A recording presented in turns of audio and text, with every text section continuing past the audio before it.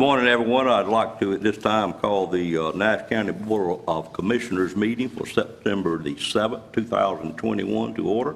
Welcome, everyone, and good morning. Good morning. Good morning. It is customary for the Board of Commissioners to begin each meeting with a prayer by a sitting commissioner, and this morning that will be Mr. Fred Belfield. During this time, you're welcome to stand and join the commissioners in the prayer. You're welcome to use this time as your own prayer as you see fit, or you're welcome to use it as a moment of silence as well. And then we will certainly do the Pledge of Allegiance led by Commissioner Wayne Outlaw. Mr. Belfield, I'll turn it over to you this time, sir. Let's all stand. Let's pray. Life can be beautiful if we only live for Him. Trust in the Lord with all your heart and lean not on your own understanding. Heavenly Father, we are here this morning for our monthly business meeting. We pray that you're in our midst. First of all, we just thank you for this day, and we pray that it will be a successful day.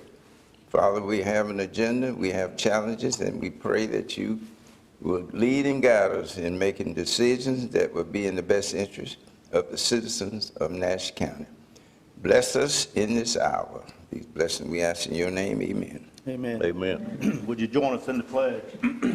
I pledge allegiance to the flag of the United States of America and to the republic for which it stands, one nation, under God, indivisible, with liberty and justice for all.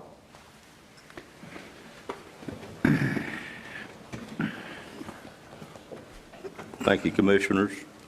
We're now on item number 4, which is approval of the minutes for the month of August. During August, we had our regular meeting on August the 2nd, and we had a recess meeting on August the 16th. At this time, I'd entertain a motion for any changes, any corrections, or any additions to either of those minutes, or a motion to approve such. Move for approval. Have a motion to approve both sets of minutes. Is there a second to that motion? Second. Have 2 seconds. Any discussion on the motion?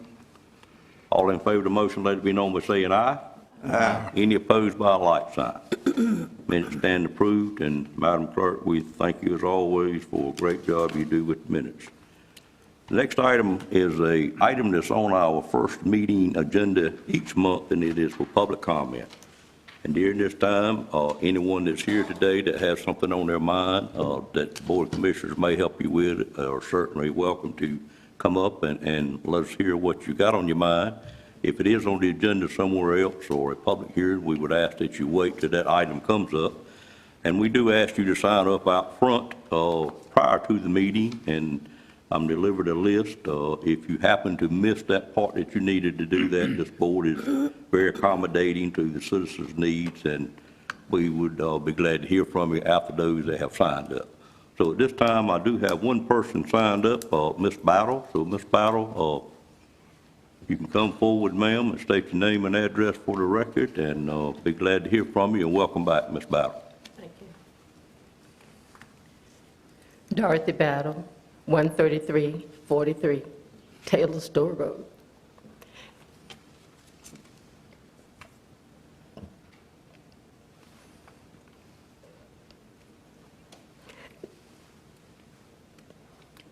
National NC 27856.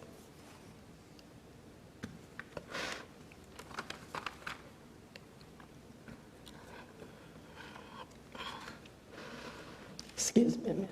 Yes, ma'am, you take your time.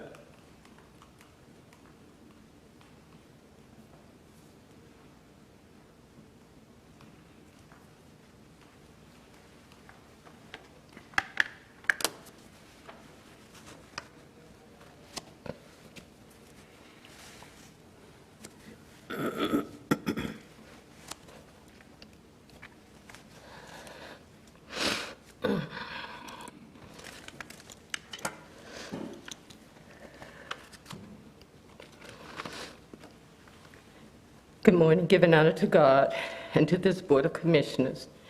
Today I'm here to talk about Mr. Terry Williams' illegal firearms training formerly called Yard Dog, now called Force. Mr. Williams was issued a citation on July 26, 2020, for a noise ordinance violation for shooting past 6 p.m. on his illegal firearms training range. 2 judges recused themselves, and he finally went to court on September 2nd, 2021. Judge William Solemn heard the case. Mr. Williams testified that he lost track of time on that Sunday the violation was issued. Mr. Williams stated under oath that he has 4 others that trained with him on that range, and that he always called Deputy Ricks from the Nash County Sheriff's Department to let him know when he would be shooting there. Under oath, Deputy Ricks agreed this was true, and that the times he was usually there was 9 a.m. to 5 p.m. on any day of the week. Point 1, why would he notify a sheriff's deputy of his planned illegal activity? Point 2, 4 assistants and Mr. Williams equal 5 trainers, not including their paying guests or clients, making sounds of gunfire from guns. Point 3, the judge referred to Ordinance 1650 through 1651, pointing out that it is daylight at 6 p.m. and hunters can shoot 30 minutes before dawn and 30 minutes after dusk. Point 4, Mr. Williams was given a citation at 7:20 p.m. on Sunday, and if he started at 9 a.m. as stated he normally did, that would have been 10 hours plus of shooting with 5 trainers and guests. What sound is that? The judge stated that the commissioners in the ordinance named things that were noise and would cause harm or upset to a reasonable person. He said the commissioners did not name gunfire as one of the noises. He said if they meant gunfire as noise, they would have listed it. The judge said Ms. Battle likes to sit on the porch, and Mr. Williams likes to shoot a lot. The commissioners did not mention gunfire as noise, so therefore I find Mr. Williams not guilty. Mr. Williams has admitted to this board, his county lawyers, to the sheriff's department, and to the judge what he does, and wrote an editorial in the Graphic, yet he is deemed innocent because the county commissioners didn't name gunfire as a noise. Thank you. Thank you, Ms. Battle.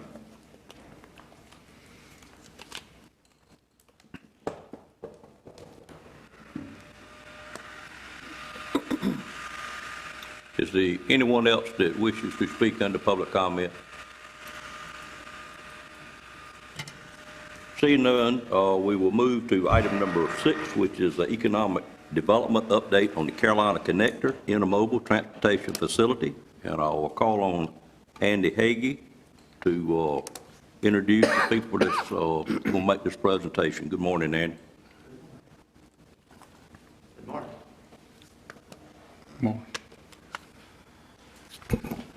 Good morning. I hope everyone had a great long weekend. The new Carolina Connector, which will be opening soon, will have a very positive economic impact on the county, region, and state.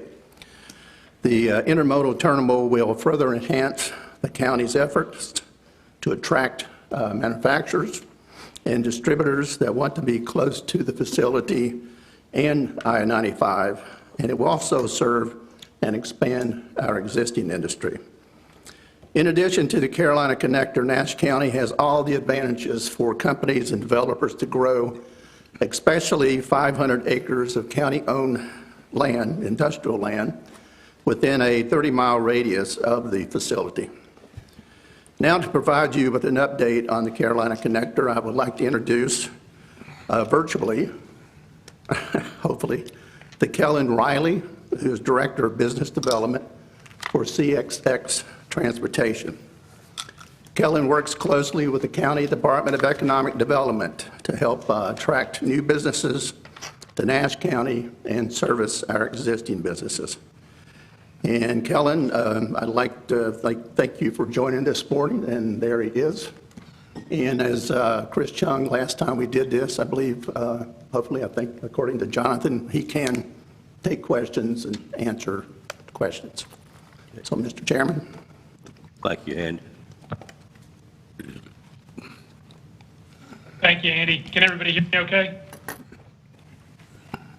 Yes, sir.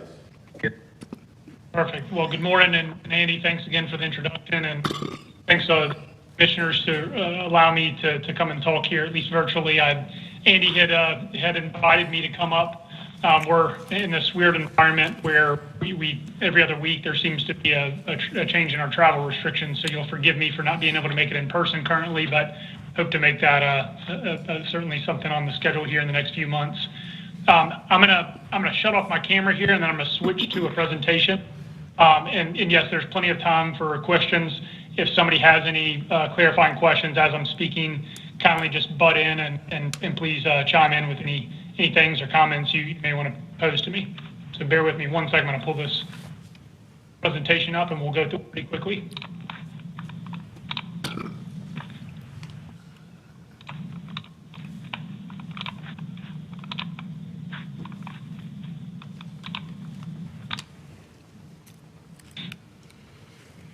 Okay. Is everybody seeing my screen there? Yes, sir. Very good. Well, again, thank you for having me. I'll kind of run through just some high-level background on CSX, on our operations across the state, but ultimately I'll spend the majority of the time on the intermodal piece, namely what that means, how we interact in that service environment, but also, most importantly, the CCX, the Carolina Connector Terminal, and what that means for the area. So, again, feel free to chime in if you've got any clarifying questions. I've been with the railroad for a little over a decade now, so I tend to use some vernacular that I take for granted at times, but you won't be asking any questions that I haven't answered elsewhere, so please feel free to interrupt. So I'll just go through this quickly. Thank you. So as a background, we are a Class 1 provider. What that means essentially is we operate east of the Mississippi on a track that's classified to handle the largest gross ton weightage. It also means that we have a revenue clip that's of the highest for any railroad. So there are 7 Class 1s across the U.S. We're just one of those. We operate primarily east of the Mississippi, as this map will reflect. We also get into Canada in 2 provinces, Ontario and Quebec. We serve every major market, both metro and port market, along the East Coast. We access over 70 ocean, river, and lake terminals. We also have our intermodal side, so obviously we'll spend a lot of time on that today, but we're a 200-year-old company. I think our predecessor names probably are more familiar to many of you, the Reading Railroad up there in Pennsylvania. So over time, there's been a lot of consolidation naturally in the past 200 years, and so we're the result of that consolidation here east of the Mississippi. Our main competitor, if you will, sometimes our partner, is Norfolk Southern. They do not operate in the Rocky Mountain Territory, luckily for us, but they are a competitor that we see more or less with the same footprint that you see at the right of your page. But generally speaking, our network is our service. It's our advantage as well. So we have gaps in the territory in certain locations. If you were to put up Norfolk Southern's map, it would look almost somewhat of a spider web on top of this. But included in this, and what I've color coded here on the right, is our main primary arteries through our network, and you'll hear me touch on this a little bit. It's what we call the core triangle, but you've got anything from our general freight traffic, which is going to be your sand and coal and rock and big heavy things, to our intermodal network, which is more your boxes and your containerized goods, and then you have Amtrak and passenger trains that do run on the same network. So what a lot of people don't recognize is we have an agreement with Amtrak and the STB where passenger service does run on our corridor along with Norfolk Southern. Much of that is in the state of North Carolina, but we give them priority, but it dictates a lot of the safety measurements and precautionary efforts we must take on our roads to keep those intact for people moving. So just a couple quick notes. What I've highlighted here is our old legacy coal network. Coal is not what it once was, but it'll give you an idea of all the coal that used to move down into these southern power plants That network is still intact. It just doesn't move as much coal and moves a lot more other merchandise products, including our intermodal stuff. On our southeastern territory, that's really your Chicago down to the heart of Alabama, going over to the Florida network and East Savannah. That's a big primary consumption point if you can consider all the consumption that happens down in Florida, but not a lot of production and manufacturing goods going back up that way. So that it tends to make its way up the I-95 corridor, which is what we're on today. A couple more quick facts. Again, 200 years in operation, give or take. We move about 6 million carloads across our 20,000-mile network today. That ebbs and flows depending on demand. This year's been an odd year. Even with the pandemic, there's been a lot of upticks in container traffic, namely because we're all ordering a lot more stuff that's coming to our home. But we also see an uptick in coal, which is a nice reward from the railroad side, but it's also a very dense and voluminous product. So we've seen some good numbers here this year. On the right side of your page is basically a mix of what we move in our train network. So merchandise really is general freight. So again, that's your sand, your big bulky heavy items. It can be finished vehicles, it's steel, it's chemical products, and then 18%, nearly a fifth of our business is driven by coal. I think that number is a little bit high for this year, but you'll see that dip again in the future years. And then I've separated out intermodal, and we'll get to that definition here momentarily because it's important for the CCX piece.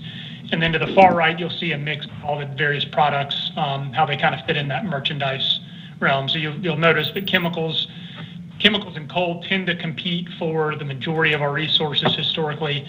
Granted, that mix is changing over time, especially as people move to more rural centers and outside the network. In North Carolina, we operate nearly 1,700 track miles. That is inclusive of our various yards. At the top left-hand corner of your screen, you'll see little nodes on the North Carolina network that represent various terminals and operations. So Hamlet used to be our largest yard. Rocky Mount is still up there.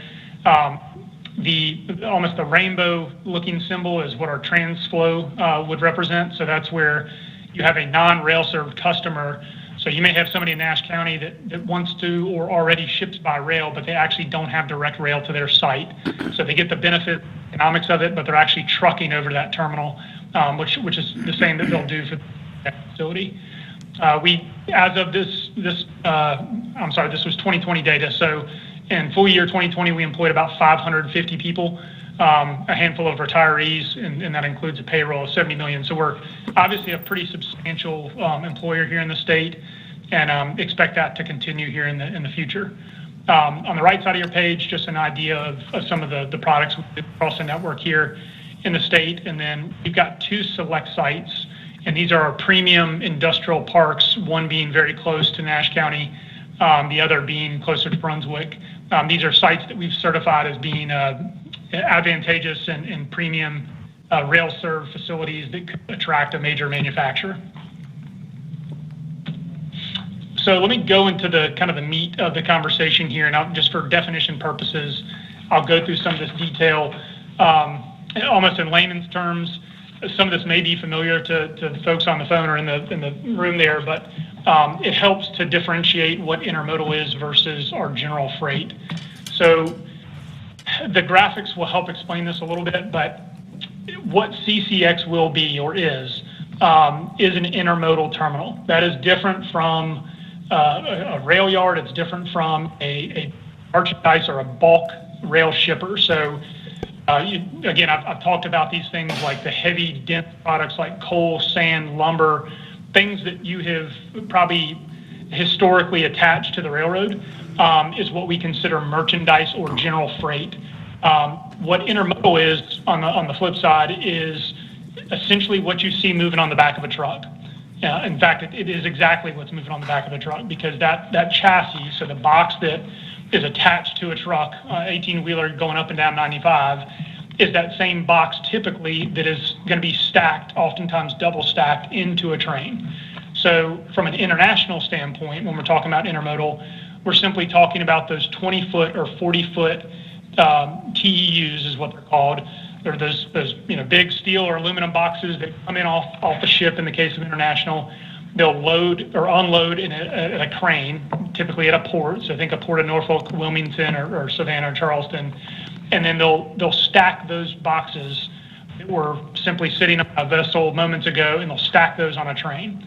And that train will move intermodally across the network. It'll move inland to consumption points to the Nashvilles and Atlantas and Charlottes, but it'll also go further west. We'll hand them off to a Western carrier like a Burlington Northern or a Union Pacific, and it'll be delivered to a terminal on the destination side. And at that destination terminal, they will pick up that same box and they will stack it on top of a truck chassis, and that truck will take it to the local customer or distribution center or a manufacturing center, so on and so forth. Same idea applies for the domestic piece. So instead of coming off a vessel, it's really just coming out of a factory. So I think this is where the folks there in the room and in Nash County Greater is, if you're a manufacturer or a producer or even a consumer within earshot of that CX terminal, if you're producing a widget and that widget wants to move a long distance, especially if it's going west over the Mississippi, or generally speaking, call it 400 or 500 miles or more, and it would otherwise move by a truck, the intermodal facility, the CCX terminal, would be a very sizable advantage. And it'd be one that anybody in that network, call it 50 miles of CCX, would want to entertain. So they would dray that product. If you're a shipper manufacturing widgets that wants to go to Nashville, as an example, or Chicago, they would put that widget in a truck. They'd pack it up like they ordinarily would to go to the customer, and it would dray over to the terminal. It'd come through the gates, and a crane would ultimately pick up that box and stack it onto a train, much like it would in the international scenario, and it would be railed to somewhere across the country, and it would go in reverse there. So it's a slight difference, but I think it's important to understand the definitions between general freight and intermodal, because really what we're talking about is these are people that are they're shippers or receivers that are generating traffic that is already in a box, or it wants to stay in that box. It's not going to be in bulk. It's not going to be loosely packed and just dropped in a rail car. It's going to be stacked in pallets. It's going to be TVs. It's going to be consumer goods. So it is different bulk. So it has different service parameters around it, and it also requires different densities. But keep in mind, because it moves on a truck and it technically is a truck product, we are competing directly with that truck in most cases. So we're trying to convert product that today is moving up down the I-95 corridor or 301. We want to take that off the road and we want to put on a rail car. That's one part of our growth. The other part would be, an international container or a Maersk or an Evergreen is shipping product from China, call it TVs or consumer electronics, and it wants to go inland. If today that is moving through the Port of Norfolk or through Wilmington and being put on a truck and adding thousands of trucks to that network daily, we'd like to see that on a rail car.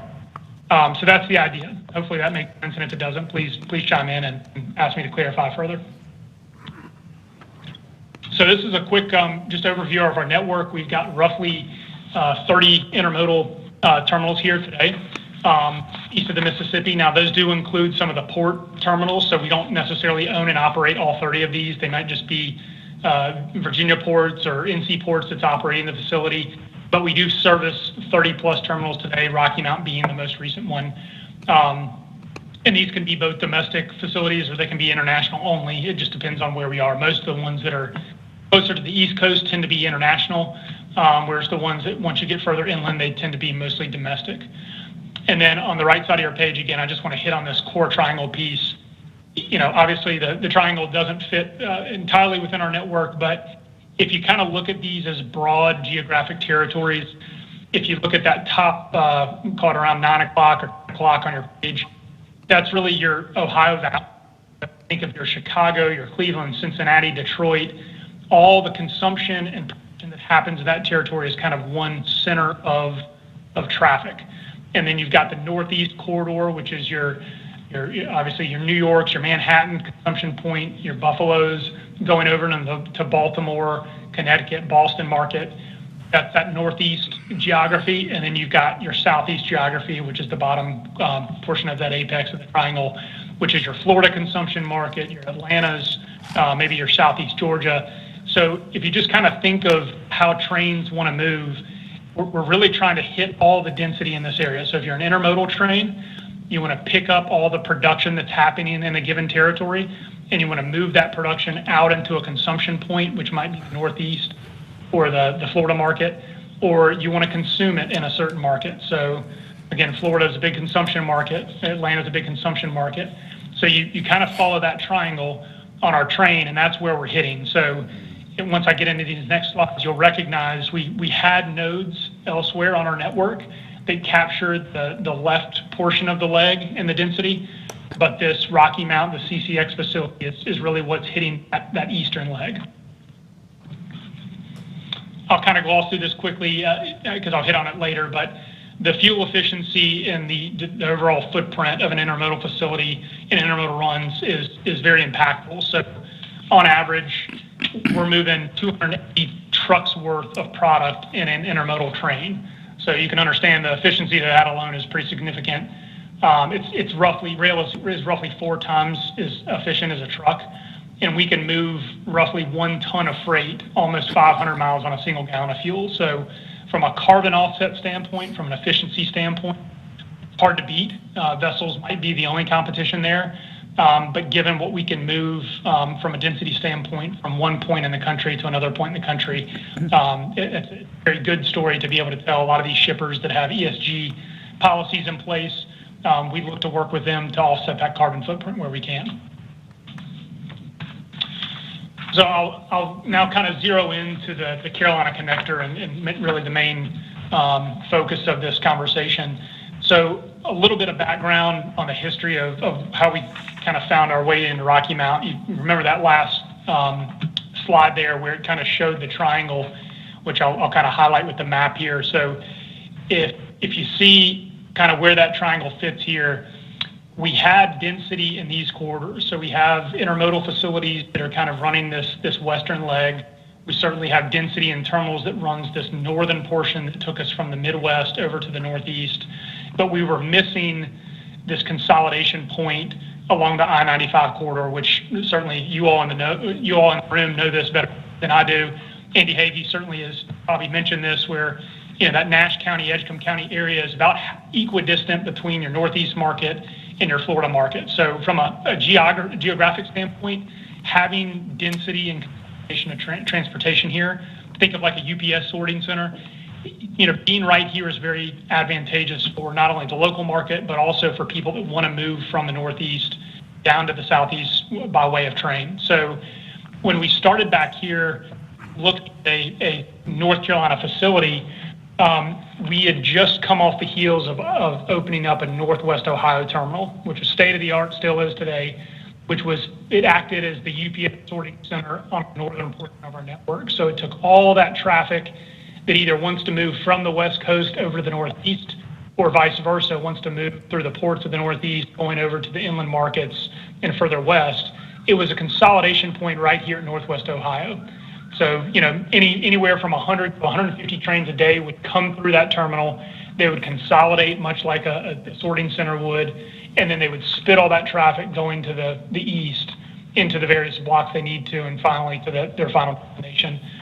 So we wanted to mimic the same thing here along this 95 corridor.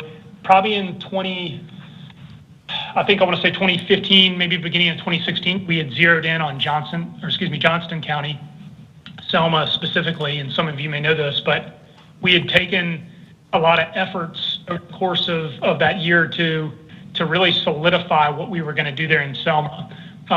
We'd worked with the locals. We'd done a lot of, knocking on doors to make sure that we had support from the local county and its constituents, only to find out when we rolled it out that it was not something they wanted in that territory. So we worked with them. We understood. We didn't want to be somewhere and force an issue that certainly was not advantageous for the market. But the beauty of that is it turned us towards Rocky Mount proper, and also Edgecombe, and really on the edge there of Edgecombe and Nash County. So Norris Tolson and his team were very gracious to step in and assist us with identifying what is ultimately, here on the right page, about 700 acres of pasture land, if you will, adjacent to our railroad. So you've got 95 over here, obviously, 301 kind of running into it.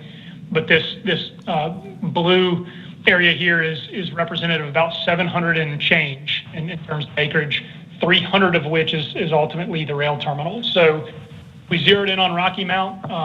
It's been a great partnership. During that whole transition from away from Johnston County and into Rocky Mountain and Edgecombe County, we had NCDOT and the state really step in and make a substantial investment in the terminal because the things changed. We had a change in leadership. We had a change in the strategy that we wanted to approach here. We went away from what we call a hub and spoke system into more of a point-to-point. And so our 700 acres really became more of a 295 to 300 and change footprint because we didn't require the scale. And so as a result, NCDOT stepped in and made a substantial portion of that investment into this terminal that we're going to see open up here in about a month. So fast forwarding, here's the latest, here's one of the more recent pictures of the terminal. We'll be sending out a lot more aerial views, and you'll see a lot in the news here as we get closer to the groundbreaking in the first week of October. But these three cranes are representative of what an intermodal facility is. These are actually, they span over the course of the various tracks that sit on the site. They will ultimately be almost entirely automated in zero-emission electric cranes. They have a capacity of lifting over 100,000 containers a year, but they span 3 tracks today. They will pick up traffic, so if you can imagine and visualize the train coming through and underneath these cranes, those trains will be carrying boxes, oftentimes double-stacked boxes. They'll lift those boxes off and they'll place them on a truck that's sitting nearby, or they'll place them on the ground and the truck will come pick them up, or vice versa. A truck will come into the terminal. Like I said, you might have a manufacturer in Nash County. They'll truck into the facility, they'll drop it on the ground, and the crane will come and pick that box up and stack it on the train, and they'll move out to various facilities across the network. So again, I just hitting on some of the points here. It's a state-of-the-art facility. You're roughly 60 miles from the Raleigh market, 130 miles from the Port of Norfolk, 140 from Wilmington.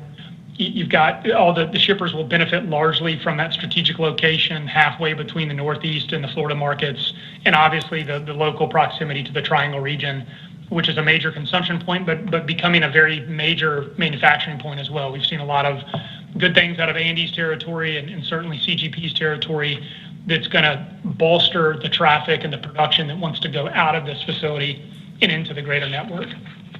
I won't go into detail on some of the kind of the service features here. There's some technology things and some technicalities that will speak more to the shipper community. But at any moment, if anybody's got any questions, or you've got local partners or business owners, certainly Andy is aware of this, but if there's anybody that wants to know how they can benefit from this directly and what services are provided, we would certainly ask them to reach directly out to me. Andy's got my contact information, but we can provide more detail as needed. And so I'll go into the final slide that'll speak to some of that at a high level, but I'll stop short of going into too much detail just because I don't know that it'll hit home here. So if you see these routes that are listed here, primarily from this green dot, which is CCX, from day one, these are the initial and call it near-term route that we anticipate will come out of and terminate from and to CCX. So this is really representative of basically a Chicago or Midwest run. So that's where the majority of the density we see today. So if you're coming in through the Port of Norfolk, coming in through Wilmington, or you're a manufacturer, you're a truck that travels along that 95 corridor, today we want to take the traffic that is already going to the Midwest based on our analyses, and we want to put that on our train. So you'll see us take this run starting in early October. We'll move out of CCX and we'll hit that Northwest Ohio terminal I mentioned. We'll hit Bedford Park, Chicago. We'll hit, we had another one in there, I'm forgetting, so East St. Louis. So a lot of these are gateways to the west, but there's also some local densities here that want to pick up that traffic. So again, we'll just take that train up here. We'll stop here in Northwest Ohio. We'll go to East St. Louis for furtherance to the west. We'll also go up to Chicago. We'll do some local delivery there, but it will continue on west with some other traffic. And then vice versa. We'll have product that wants to come into the greater I-95 corridor, wants to hit RTP and Raleigh network. So it'll come in, it'll unload on a truck, and it'll hit the local market here. And then these other nodes here are just representative of what we're hitting it out of Charlotte today through our Queen City service. So just another North Carolina feature there that we have. The points to the right are things that I've already hit on, but generally speaking, just from a kind of a service standpoint, these are domestic locations. We would anticipate, and we're in active conversations with some East Coast ports. Confidentially, I can't share a lot of what the terms of that will look like, but we anticipate that CCX will be both a domestic facility, meaning it'll serve destinations and sources all over the East Coast and all over inland market. But we also anticipate that it's going to be largely partnered with a major East Coast. So you've heard the term inland port, perhaps.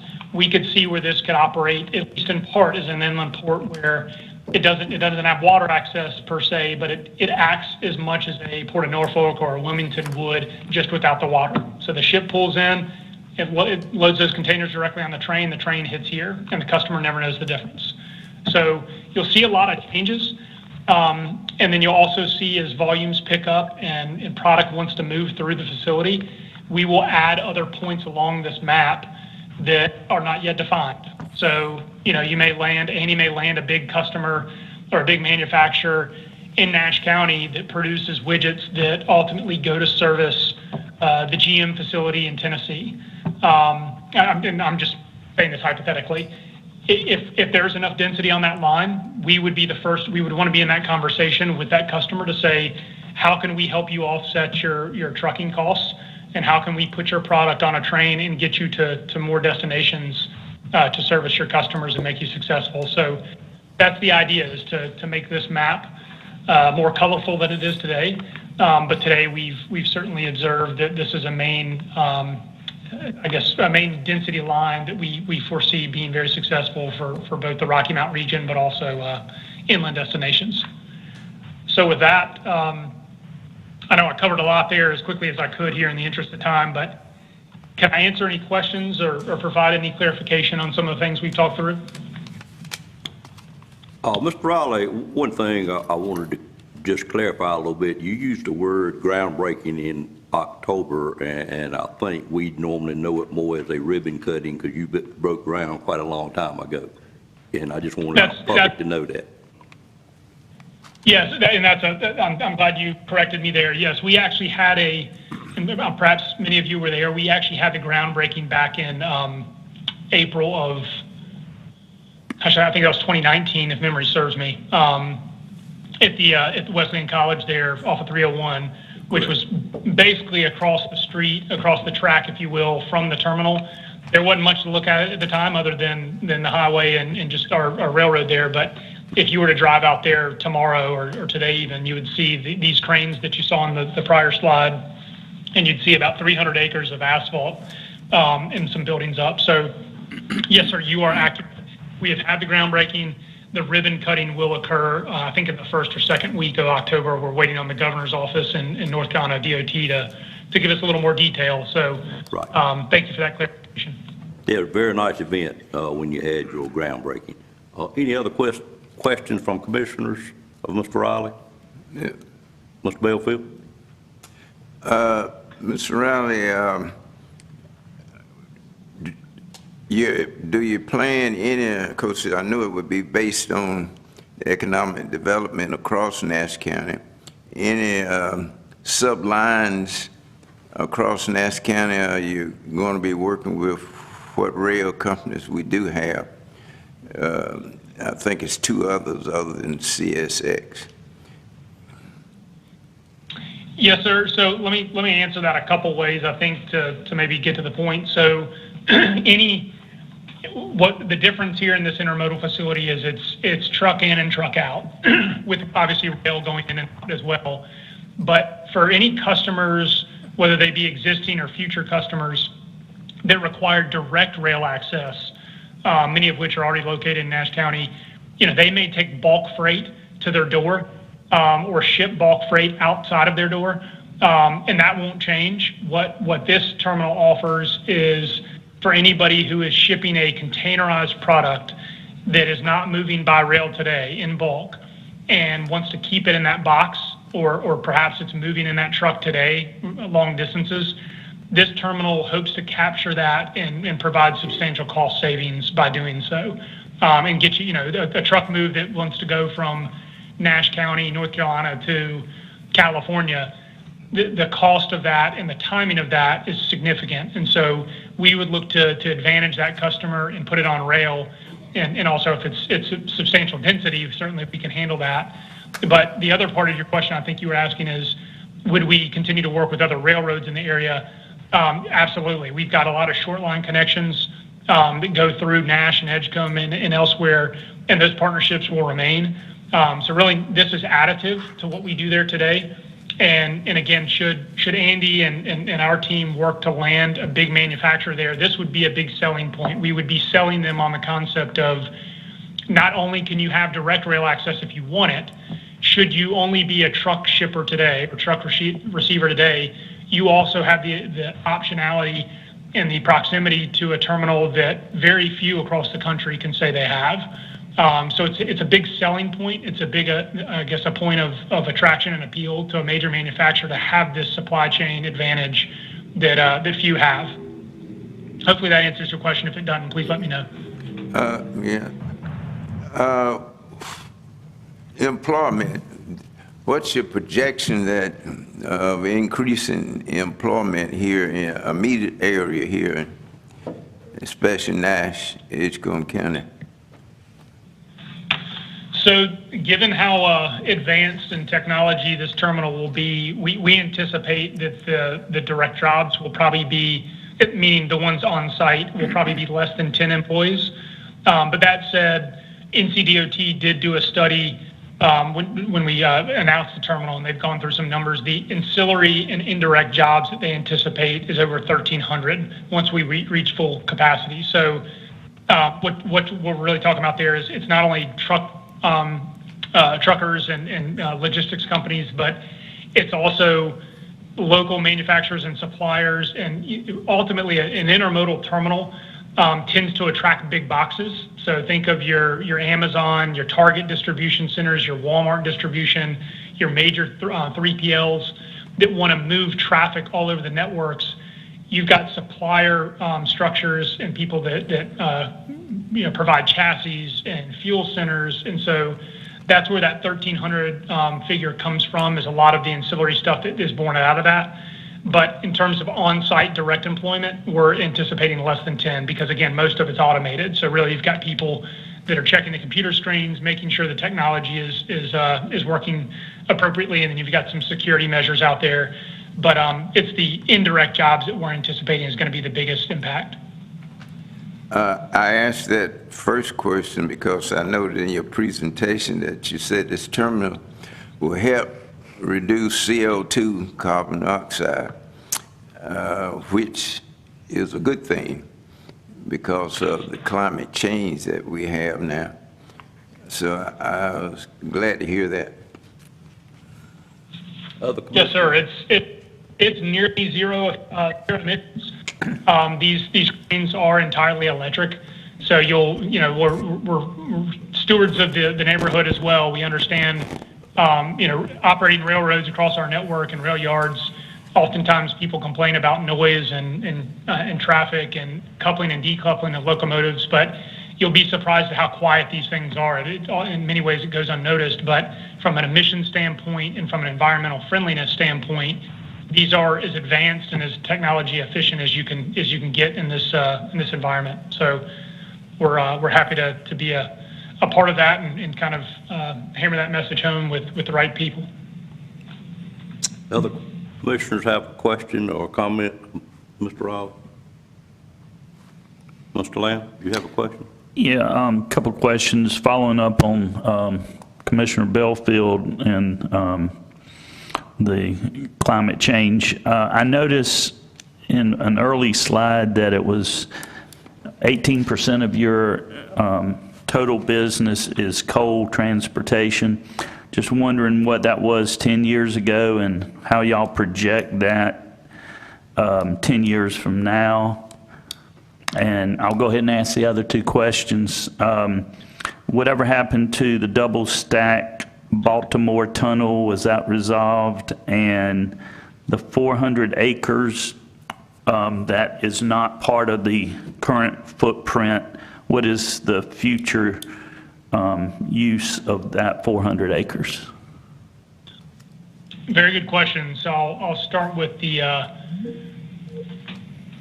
oh, can everybody hear me? Yes, sir. Okay. For some reason, my screen is going blank on me.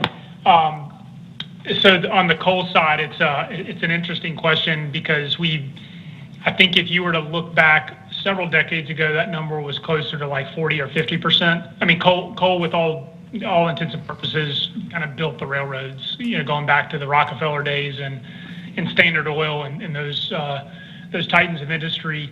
Coal is really what it fits the railroad, right? It's dense. It wants to move long distances to major consumption points. It doesn't move by truck easily, and it's substantially voluminous, meaning it moves in large quantities to major consumption points, right? So the power companies and the coal burning facilities primarily located along the southeast. So when you take that into consideration, and then you bump it up against the environment here over the past, call it decade or two or several administrations, we've seen that number slowly decline or gradually decline from 40% maybe to a third of our revenue stream to closer to 12 to 15%. Here in the past year or so, there's been an uptick, and largely in this year, due to export coal needs. So that number, that 18% you see on the screen here, is actually representative of a large amount of export coal that we aren't consuming as a country, but China and elsewhere is consuming as they continue to burn coal in certain cases. So I do anticipate that number will continue to go down. Could it tick up every now and then due to export needs? We hope so. But given what the world is going after here with offsetting carbon emissions and burning less fossil fuels and moving more of an electric grid, we anticipate that number to start dipping. Now, how low it dips, I guess I would just simply say that we're prepared for it to kind of go away to some degree. I certainly don't want to imply any sort of financial investment strategy here, but just from a broad strategy, you will hear any railroad discuss that we anticipate that the coal portion of any business, which is substantial across the railroads, will decline over time. It's not something that power plants are burning these days. They have access to cheap natural gas. So unless that number changes and natural gas ceases to have the resources and the quantity of supply that it does today, then we anticipate that'll probably end up going below 10% sometime in the next couple of decades, if not sooner. So that's that piece. You had asked about the double stack container through Howard Street Tunnel. So that is actually underway. We, for those of you that aren't familiar with it, double stack is exactly what it means. It's the ones you've seen going up and down the railroad where you've got two essentially truck containers, those boxes stacked on top of one another. And as a result, as that commodity and that traffic and that market has grown across the country, there are old bridges and structures and tunnels and areas across the entire network that require clearances that have to be modified. So the Howard Street Tunnel is one up near Baltimore where I think it's about another foot, maybe a foot and a half of clearance that would ultimately just, it would scout that box is what we call it. It would knock that box off the train should it go through today. And it's such a dense corridor as those maps have revealed. I think I'll see if I can find that map again. So if you look back at the screen,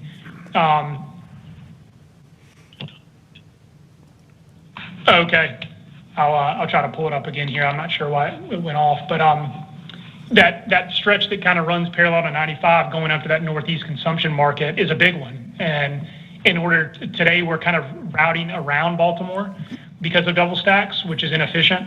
So there is I think it's hundreds of millions of dollars when it's all said and done to basically clear, it's like 26 inches of space at the Howard Street Tunnel that will allow us to move those double stacks through there. So it's a significant endeavor, but it's one that'll take a couple years, but it will pay off almost immediately as we can start to move traffic through there. And again, that's underway. I think construction began a couple months ago. So I think by 2023, 2024, we may see that in operation. And then, I'm sorry, your final question, I've forgotten. What was it? The 400 remaining acres at the local site. Yeah.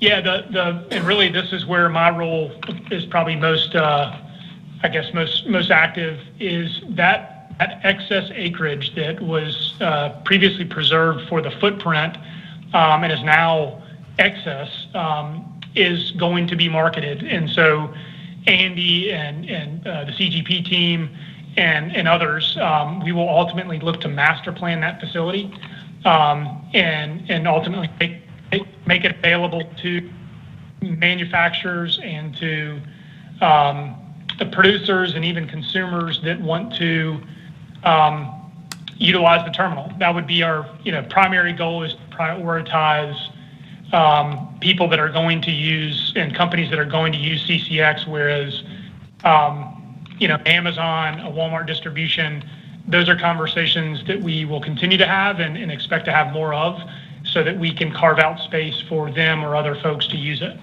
Now, there will be some ancillary things, chassis parking, container yards, those sort of things that require some just technical space, maybe 10 acres here and there. But generally speaking, that will be property that will be marketed in coordination with Nash and Edgecombe counties to land customers, we hope.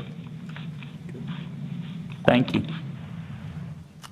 I also see, Mr. Riley, we have in our audience today the Mayor of Rocky Mount, Sandy Robertson, and welcome, Sandy. Glad to have you here this morning. Would you happen to have a question you'd like to ask? And I think we can hear you from where you are if you do.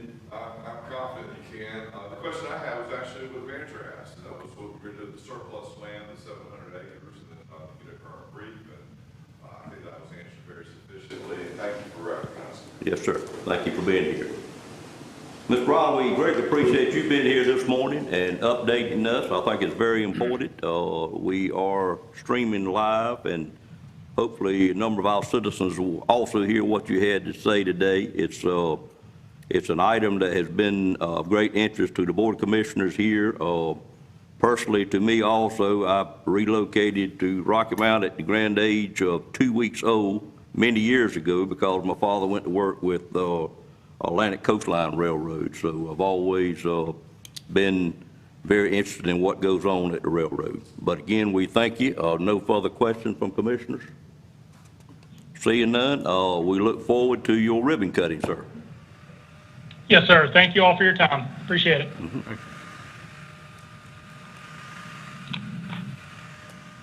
Well, Mr. Chairman, Yes, sir, Mr. Belfield. I see him call for a motion to approve or deny the request. I didn't understand that was a request. Actually, we will not have a motion on that this morning or the item after that. I think that's just a carryover from probably another agenda, but I picked up and I won't be calling for a motion on that. Okay? We'll move to item number 7, which is a redistricting law summary presentation, and I'm not sure if the manager or our attorney wishes to introduce our guest this morning. They're pointing at one another, so Mr. Lamb, I'm going to call on you, sir. Sure.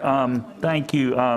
It is a pleasure to introduce the attorneys out of Brooks Pierce that David Green actually referred us to, and they're here today to give us just a little bit history and procedures and law concerning redistricting as a county with 7 districts, we are required, they will tell you to redistrict every 10 years. They will be back on the 20th. We have sent them our commissioner district shape files, our precinct shape files. We let them know where each of the 7 commissioners live. And on the 20th, they will return and have a preliminary draft is the plan at this point. So at this time, I will introduce Amanda Hawkins. Thank you. And thank you all for having us this morning. I'm Amanda Hawkins, and this is my colleague, Craig Schauer. We're from Brooks Pierce, and we are looking forward to working with y'all on redistricting. As Mr. Lamb said, this only comes up every 10 years, so we're excited to be part of this process with you all. We have a presentation. It's not up on the screen, but in the meantime, we've got printouts, which I'd recommend I hand out so we can keep going.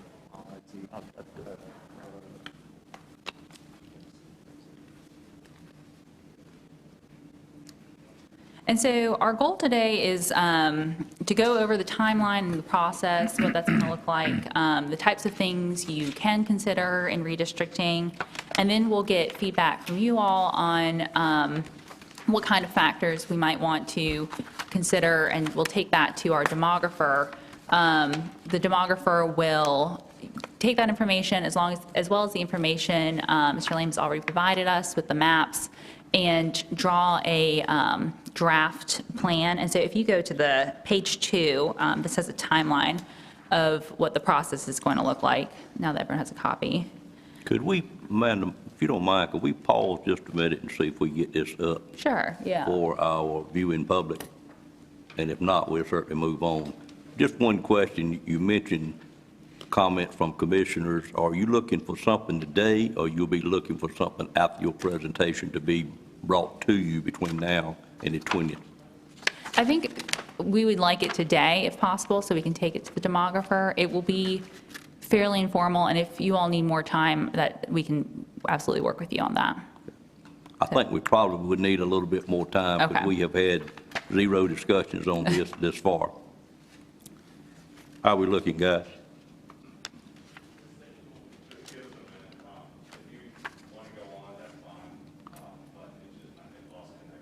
Okay.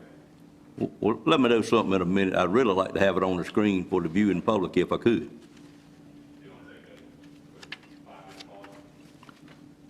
Well, I thought you said a 1-minute pause. Okay. How's the weather where you came from? I'm kidding with you, man. Similar to here. And I'm glad it's been cooling off a little bit. I don't know about y'all, but I'm tired of sweating through my suit coat every morning. Does Mr. Green work with the firm y'all come from? Okay, He does, yeah. good. Great guy. Yeah.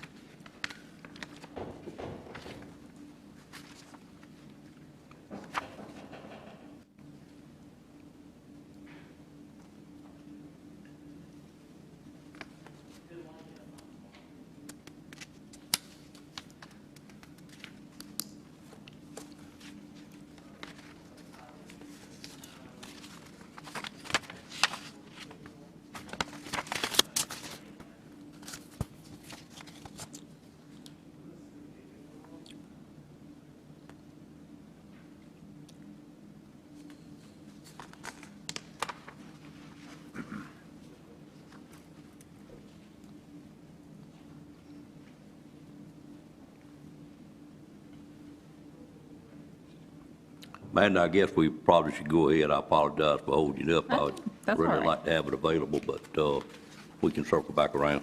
Okay, well, we'll start with this timeline, which I don't know if it's too visual of a slide, so this might be a good one to do while we're waiting. So the timeline for how this process is going to work, on August 16th, our demographer got the initial census data from the U.S. Census. He is using that data to work on the draft map. We're here today on September 7th, which is the initial meeting where we talk about just the overview of the process.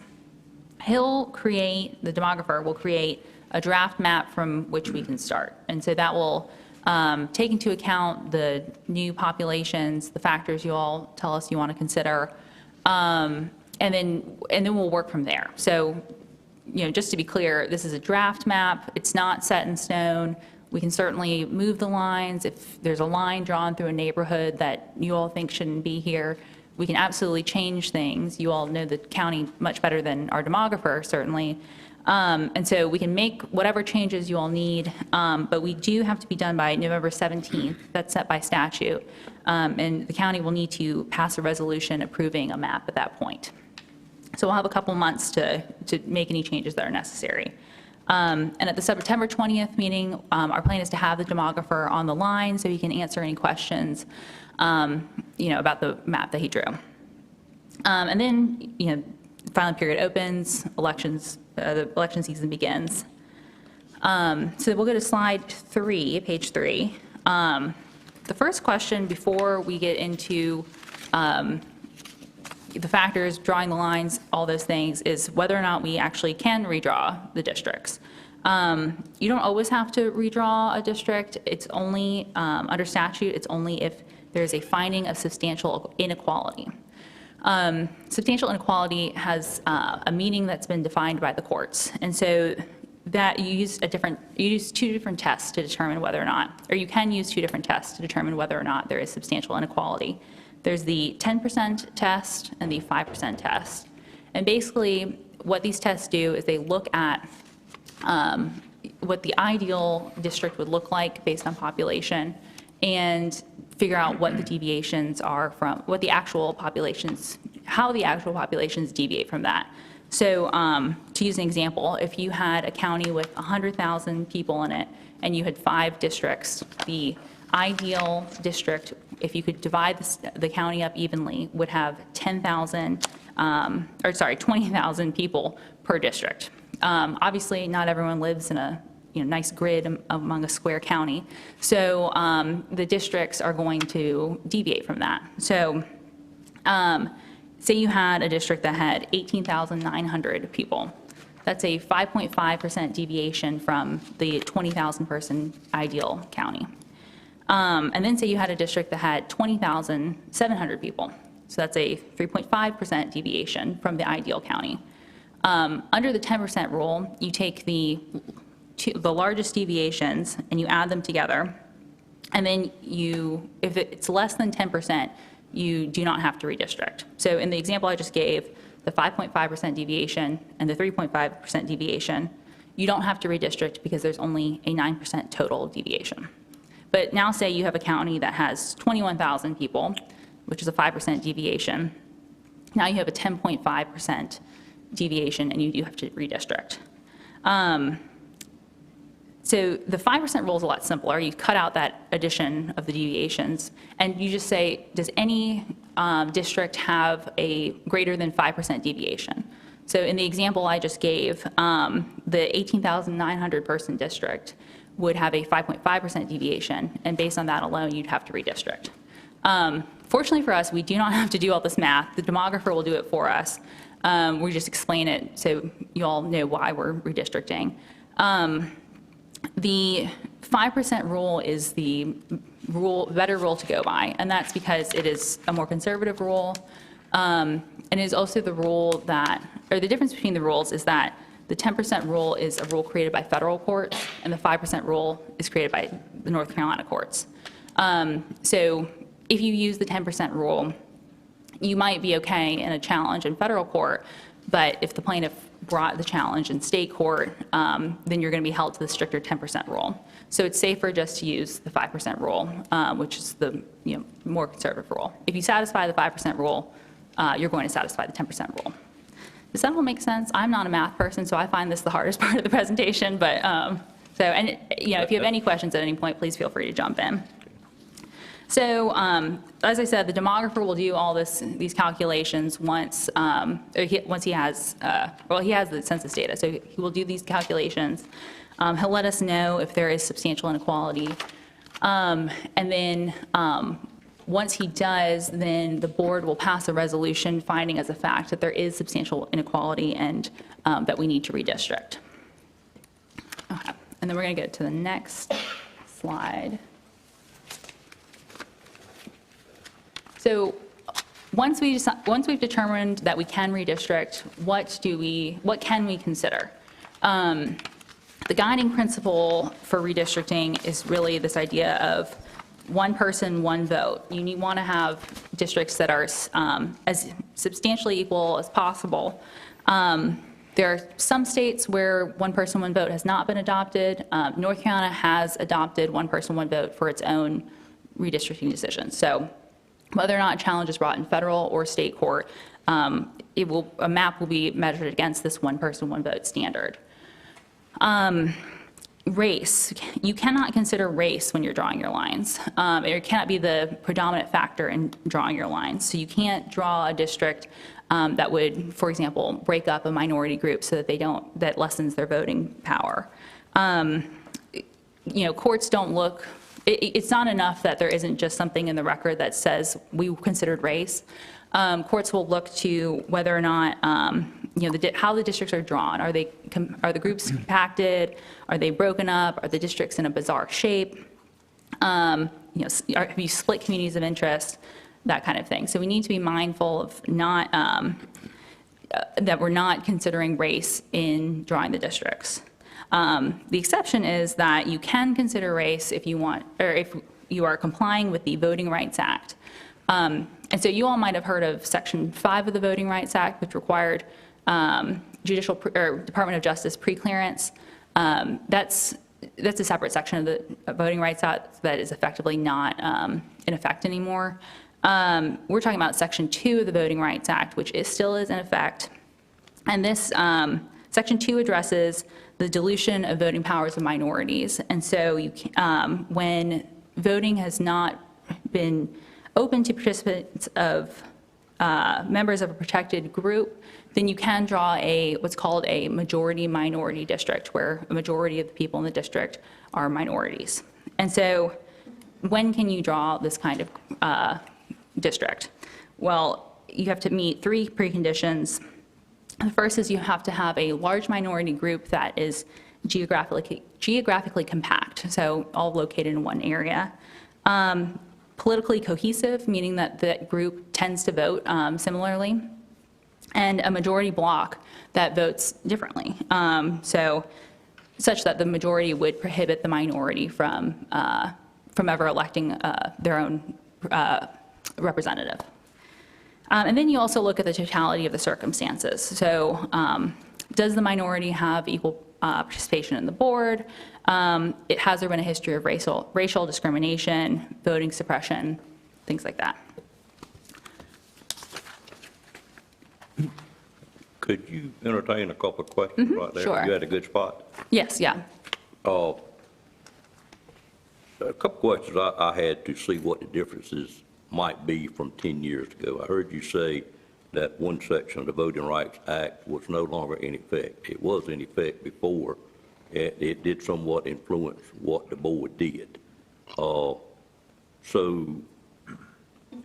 what would change now? Because in my own understanding, which is pretty weak, we have 2 districts that are considered, I call them set-aside districts. That's probably poor wording. But has that changed any, or under the Voting Rights Act, or would that remain pretty much like it was? So, Craig, correct me if I'm wrong, but I believe that stays the same. The only difference would be did you all have to obtain clearance from the Department of Justice before? We did. Okay, that is no longer in effect. I believe that's yeah. I just want to make sure we understand it so we'll get it right the first time. Yeah, so shortly after 2010, I think it was 2012, the United States Supreme Court had a decision in Shelby v. Holder, which struck down Section 5 of the Voting Rights Act. And that was what we called the pre-clearance section, which was certain counties and states, if they were to make a change to their voting districts, had to go to the Department of Justice to get approval. Section 5 is no longer applicable, it was struck down. However, Section 2 is still viable, and that's what we're going to be guided by. And that's the requirement that you can't draw districts in a way that dilute the minority voting power within the county in this case. And so that's Section 2 of the VRA, which we were just talking about, which means we'll look at the population of the county, and if there's significant groups of minorities that are in compact enough areas, we will have to draw districts that allow them to have a majority of the voting power in those districts. And we anticipate, not having seen the numbers, but we anticipate that there will be a requirement based on the numbers to draw at least 1 or 2 VRA districts. That's the term we would use, a VRA district, just like you did back in 2010. If, is there any reason that we would change anything significantly that we've done in the past? We kind of know those districts, and certainly they're represented by minorities, but when we look at it overall, I'm just wondering if there's any reason why we would look and try to alter that any from what it is today, because it's very hard for citizens to understand that they may be in a different district than what they were in. I think it's advantageous for all of us to try to keep as many people as we can where they were, because so few of them know where they are anyway, almost. Did you go to moving, it really gets complicated.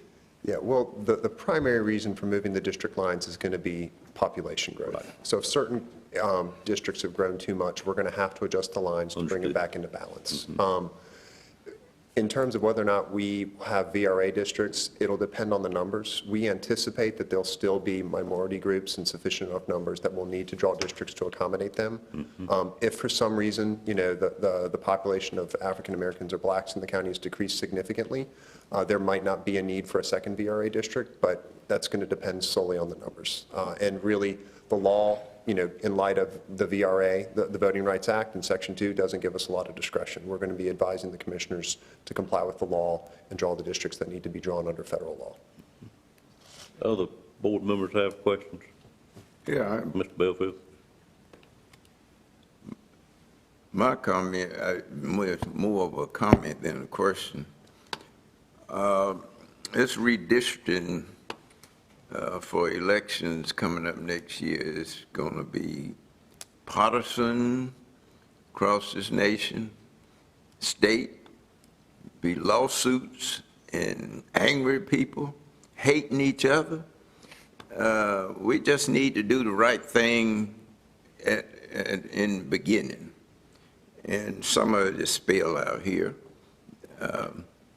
And I certainly hope that here in Nash County that we can avoid all of that by doing the right thing in the beginning. And I hope you take that into account as you bring a recommendation to us. Mr. Belfield, I appreciate your comment, and I wouldn't expect any less of this board than what you just described. Mm-hmm. Yeah, and if I could add, you know, one of the reasons we put together this team is Amanda and I represent different sides of the aisle. So this is a bipartisan team working with the county on drawing districts. And we'll talk about political affiliation, whether it's even prudent to consider that as part of the process. And so we're very mindful that, yes, redistricting has become very litigious, contentious, and our goal is to draw a map that's not going to invite litigation for the county of Nash. Did y'all ride up here together this morning? We did. That's a good sign. Thank you. Any other questions before we move on? Any other questions before she moves on? Okay, thank you. Go ahead. Okay, so we've moved race, we've talked about when you can and can't consider it.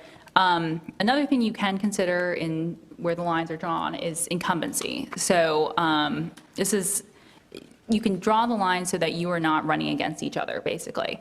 You can't try and bolster your district with more Republicans or Democrats so that you will keep your seat.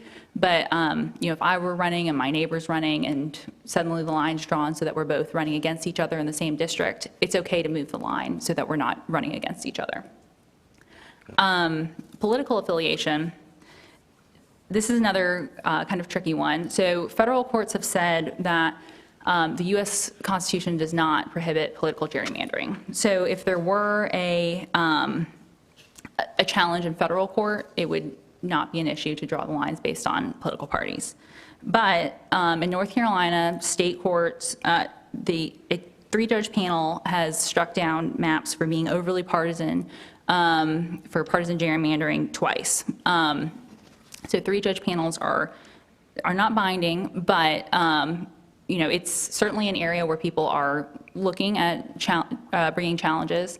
If you did choose to draw lines based on political affiliation, a plaintiff would likely, if they were going to sue, bring suit in state court where there are these cases showing that, or deciding that partisan gerrymandering is not or violates the North Carolina Constitution. So, to Mr. Bellfield's point about not drawing the lines in a way that would invite litigation, our strong recommendation is that if you do not want to invite litigation, political gerrymandering is, we would recommend against political gerrymandering. You can also consider communities of interest as another factor in drawing your lines. So, retaining your precincts so that people who vote at the same place are voting for the same people. Again, neighborhoods was another example I used earlier. You can keep the neighborhoods together, or you move the lines so that neighborhoods are not split. Compacting populations in the same district that have similar social, economic, and political interest, things like that. And then you can also consider compactness and continuity. So if you, considering not having a district that, snakes in a weird shape throughout the county, making sure the districts are in kind of normal shapes. And then retaining existing districts, which I think was your point, Mr. Davis, about not moving it around so that people can remember who they're voting for. I have one more question there before you move on, though. I understood very well that you could consider encumbrance in your districting line and keeping them, each one of those 7 in there in a separate one. What if you have identified candidates that wish to run for a commissioner seat? Are you allowed to consider their residency in establishing lines if they have a particular area or district they wish to run in? I'm not sure that the courts have addressed that. The cases that we've been looking at have just focused on incumbents, those who are sitting on the board. So I think we need to look into that a bit more. But I'm not sure if a court has addressed that yet, but we can look. And you can let us know that. Yeah. Craig, you have any? Yeah, I mean, that's part of the process. So the typical rules, incumbents can be considered. I'm not sure whether or not the commissioners could take into account people who might run in the future. So that's something that we'll have to look into. That's a novel question. It's happened before in our county, so I would like to have that answer, if you could determine it.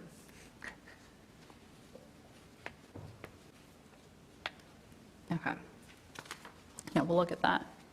So, and I understand that you all might not be able to, or might not be ready to discuss what factors you want to consider at this point. I've heard that there's some interest in retaining the current districts. You might want to consider incumbency, making sure you don't run against each other. If you have other factors that come to mind right now, I can certainly take notes, and if not, we can get that information from you. Did you want to add to that? I certainly want to give the board a chance to express their opinion. I just hope we could express it after a little bit more thought. I'm one that doesn't work well spontaneously. I need to think things through, but other board members may operate differently. Yeah, and if I could, to maybe clarify our thinking on this. So at this point, we don't have the data, so we can't talk in detail of what the map would be and what changes we'd want to make. However, what we think would be helpful is if we could talk through some of the priorities or the concerns of the board so that we could share those with the demographer, so that when we take a first draft of the map and then present it to the board, it does have some things already taken into account of to kind of make it halfway to the start, to where we actually want to start. And then our hope is when we come back on the 20th, that'll be more of what I call a workshop session, where we'll present a map, We'll know the data associated with it. We'll have the demographer on the line. We'll give you the map 2 or 3 days in advance as well, so you can kind of think about it and how it looks. And then we can say, okay, well, Mr. Shower, Ms. Hawkins, District 1, the way it's redrawn, I've got some issues with that. Let's talk through that. And so we'll have a little bit more of a concrete working session then. At this point, what we're simply trying to do is understand what are, in a vacuum, or what you know about your current districts, what are some of the concerns you have and some of the priorities that on your minds as we enter this redistricting process, so to the extent possible, we can take account of those when we present an initial draft of a map for the board to consider and then work from. Well, let's do two things. Let's ask the board if they got anything they wish to say, or any thoughts at this point in time. Any board member have anything they'd like to be considered? Mr. Chairman? Yes, ma'am.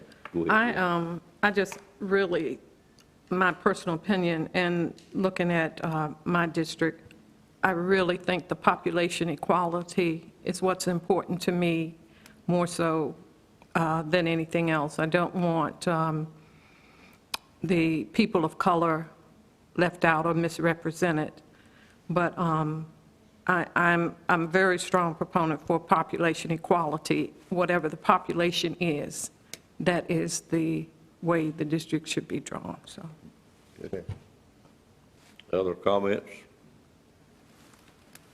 Well, I would say on the question of incompetency, that about drawing somebody in the line that might run, well, I'll be totally against that. One of the reasons, the person might change their mind, the person might die, so, but the incompetency, yes, but not on hopes that somebody, that they might run. Other thoughts? Mr. Lamb and you two, would it be, first of all, I want to ask one question so we make sure we understand. Is this whole process an open process where it's in a public meeting? It is. You mean on the 20th? Yes, sir. Is everything we do with redistricting required to be done in an open meeting? That's my first question. I'm not sure, but I think that's a good policy. Okay. Anybody have another thought? Well, if I could share on that point. Please. So That's why I asked the question. redistricting is a mixture of legal advice and policy decisions.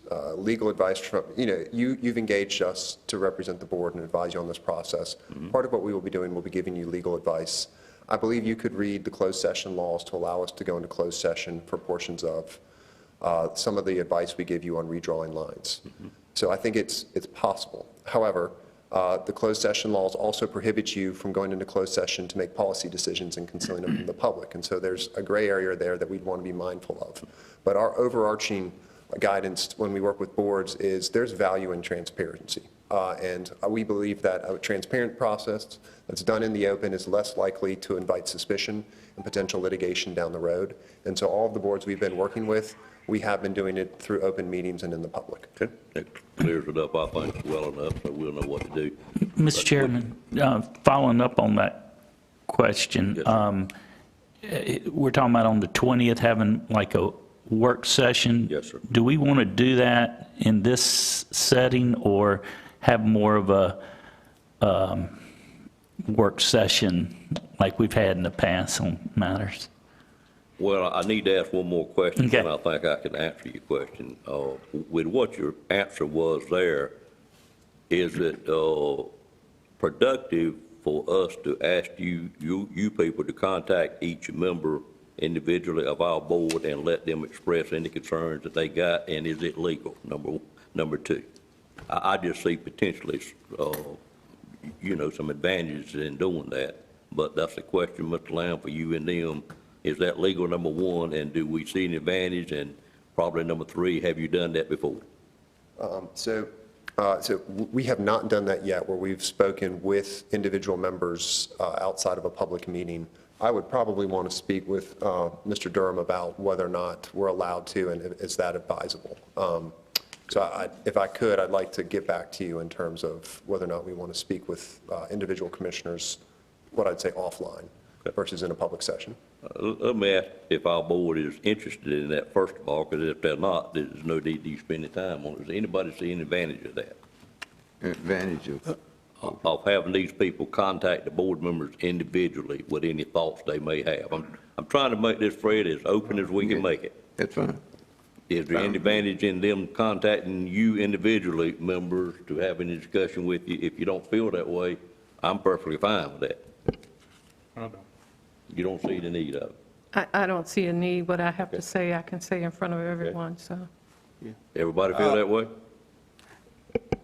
Same thing. I want to hear what your thoughts are. Okay. We don't need to worry about that. That's good. Thank you, Chairman. Well, it's fine if they want to contact me. Rather than leave it like that, Mr. Belfield, would you like them to contact you, or do you agree with what the other board members have said? Let them contact. You wish for them to contact you? Okay, I'm gonna leave it where if any other board member wishes to talk to them, you have the information, get in touch with them then. Fair enough? All right, just to be clear. Yes, sir. Commissioner Belfield, if you would like to speak with us, I think we'll leave you to contact us, and we'd be happy to speak with you. Is that all right? Or would you like us to call you? I just want to make sure we're not. Yeah, give me a call. All right, happy to. After you clear whatever you wish to clear, of course. Yes. Okay. I may be making this more complicated, but at the end of it, I really want everybody on the board to feel we did it as fair as we could do it. Because if this board agrees we did it fair, we've got a good chance of our public agreeing we did it fair. And I will say, we represent the board, and so any conversation we have with the board member is subject to disclosure to the other board members. Yes, sir. So there's no confidential. If he talks to one board member, they need to disclose what Yeah. we talked about to the rest of the board. Okay. So if any of you were to call us and have a that's- conversation, we And that's would. fine with me. You can disclose anything we talk about to the rest of the board. Understood. I just wanted to let the other board members know that. Absolutely. There's Okay. no secrets. All right. Well, let's move on with the presentation then. Well, so this is, we're wrapping it up now. So what we're trying to do is just get, you are familiar with your districts, you're familiar with the map that you've used in the past elections and several election cycles. So we're inviting an opportunity for the commissioners, if they have any concerns going into this process or priority of concerns that we should take into account when we put together a first draft of the map, which again will be something to work from, right? We found that it's best to have kind of, rather than an abstract discussion when you start to move lines, something where we kind of know the numbers and we've taken a first cut at equal districts and districts that comply with the VRA. I think it's very important that we get those maps you're speaking of the 3 days before the 20th. It's very important to each one of us, I'm sure, get a chance to look at it. And then to answer Mr. Lamb's last question, when you go to other counties that you're helping or other cities, would you prefer to sit in our conference room and do this, or you find it's going to be public either way, or you find in the format that we got here, which due to the numbers and the number of people we wish to have in certain spaces, it would be my preference to have it in this room, quite frankly. This is perfect. Whatever suits the board is going to be fine with us. Okay. If we have members of the public that's interested in sitting in on it, we could need to move out here anyway, so we'll just start out here, if you have no objection, Mr. Lamb. No, not at all. Everybody okay with that? Okay. I do have one other question. Let I'm me sorry. get Mr. Arrington, then we'll get you. I was going to ask, is it possible that we could receive as much pre-data before the meeting? Oh, so, yes. So in addition to the map, we'll give you the demographic information that we have available for each of the districts. So it'll say District 1, voting population, total population, demographics. That information will be included with the map. Okay. Just keep in mind that we have a meeting scheduled for that 20th date. If you see you won't be ready then, let us know as soon as you can so we could get a date as close as we can behind that one, properly noticed. But you seem pretty confident you'll be ready then, but I know you're depending on other people to do what they got to do. Yeah, well, our demographer has said, don't ask for anything before September 15th. And so Okay. You give them a little bit of leeway. We feel, they said after the 15th, you can start to give me deadlines and I'll be in a position to start to deliver. So we feel Mr. pretty Chairman. comfortable. Yes, ma'am. May I? Please. When you give the new information on the, right before the 20th, is there a way you can give a comparison to the last? Yes. And so what we'll do is, part of the 20th, it'll be a two-step process. The first step will be shorter. The second step will be longer. The first step will be, we'll present the numbers of the populations under the current map, which we suspect will show substantial inequality. And the board will pass a resolution saying we've found substantial inequality, which means under the law we need to redraw our districts.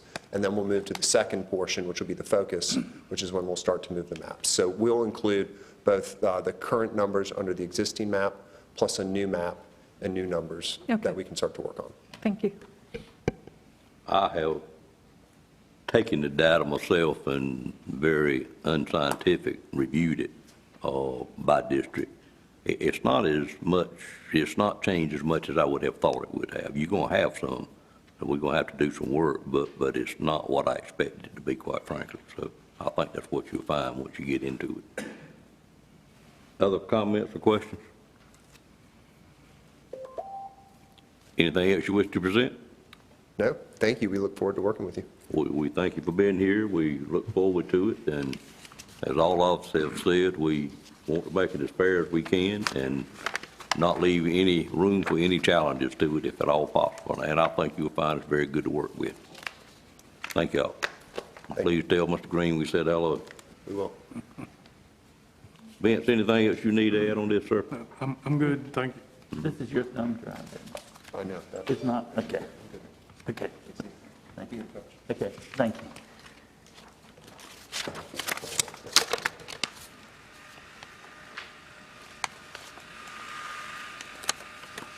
Next item on the agenda is item number 8, and it is a public hearing for 2021 Community Development Block Grant, Economic Development, and I will call on Ms. McGee at this time. Good morning, ma'am. Good morning. Nash County submitted a pre-application and has been invited by the North Carolina Rural Infrastructure Authority to submit an application for Community Development Block Grant Economic Development Building Reuse Funds. Nash County is proposing to request $750,000 in CDBG Economic Development Building Reuse Funds from the North Carolina Department of Commerce Rural Economic Development Division. These funds would support renovation of a 190 square foot vacant manufactured facility to be reused by the Crump Group, a Canadian manufacturer of all natural limited ingredient pet treats. This project will allow the Crump Group to establish a new manufacturing facility at 4626 Coleman Drive, Nashville, North Carolina, which will require the creation of 100 new full-time jobs within the 2-year grant period, approximately 60% of which will be reserved for persons with prior low and moderate income status. 2 public hearings are required in order to submit this application for funding. The first was held September 21st, 2020, and was a general public hearing in nature regarding CDBG funds. This one today is a more specific public hearing for the CDBG ED funds for this project. Attached to your agenda is a memo from the Wooten Company, a copy of the notice of the public hearing, which ran August 26th in the Rocky Mount Telegram, and an authorizing resolution. So the recommendation by staff is to hold a public hearing and then approve the authorizing resolution.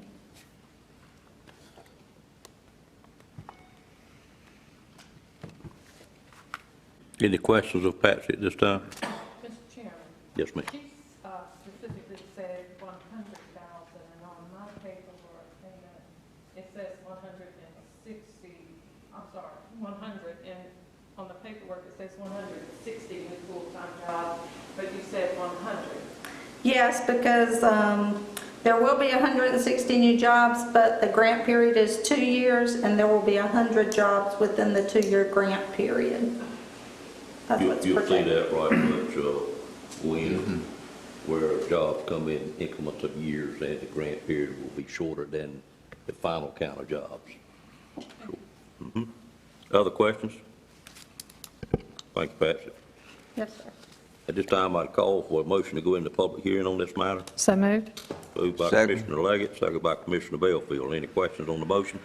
All in favor of that motion, let it be known by saying aye. Aye. Any opposed by a like sign. Ladies and gentlemen, we are now in a public hearing to consider this block grant application.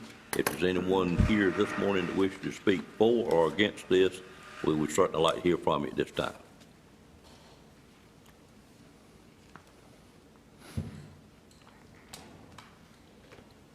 Mr. Hagee, I'm sure you're in favor of it without speaking. Okay. Seeing no one, I'd entertain a motion to close the public hearing at this time. So Move to moved. close the public hearing. Have a motion by Commissioner Wilkins, second by Commissioner Bellfield. Any questions on that motion? All in favor of the motion, let it be known by saying aye. Aye. Any opposed by a like sign? Public hearing is now closed. Any other discussion from the board? Yes, ma'am. Explain how the funding works for a project like this, being it's for the project out there at the Universal Leaf property, where the new pet treat company is going to be located, how that flows down.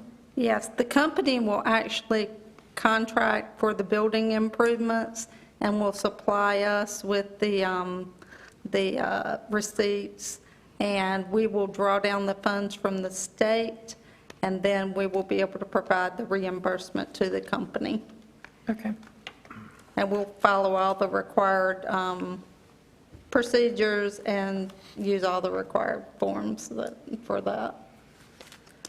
So the funds are to help upfit the building for the new tenants' needs or new owners' needs? in this Yes. case. Okay. Other questions, Ms. Leggett? Okay. Other questions for commissioners? Not, I'd entertain a motion to approve or deny the resolution at this time. Move approval. I have a motion by Commissioner Bellfield to approve the resolution. Is there a second? Second by Commissioner Leggett. Any questions on that motion? All in favor of the motion, let it be known by saying aye. Aye. Any opposed by a like sign? Motion carries. Thank you, ma'am. Thank you. At this time, I've been requested to call for a 8 or 9 minute break by a commissioner, so we will take that at this time.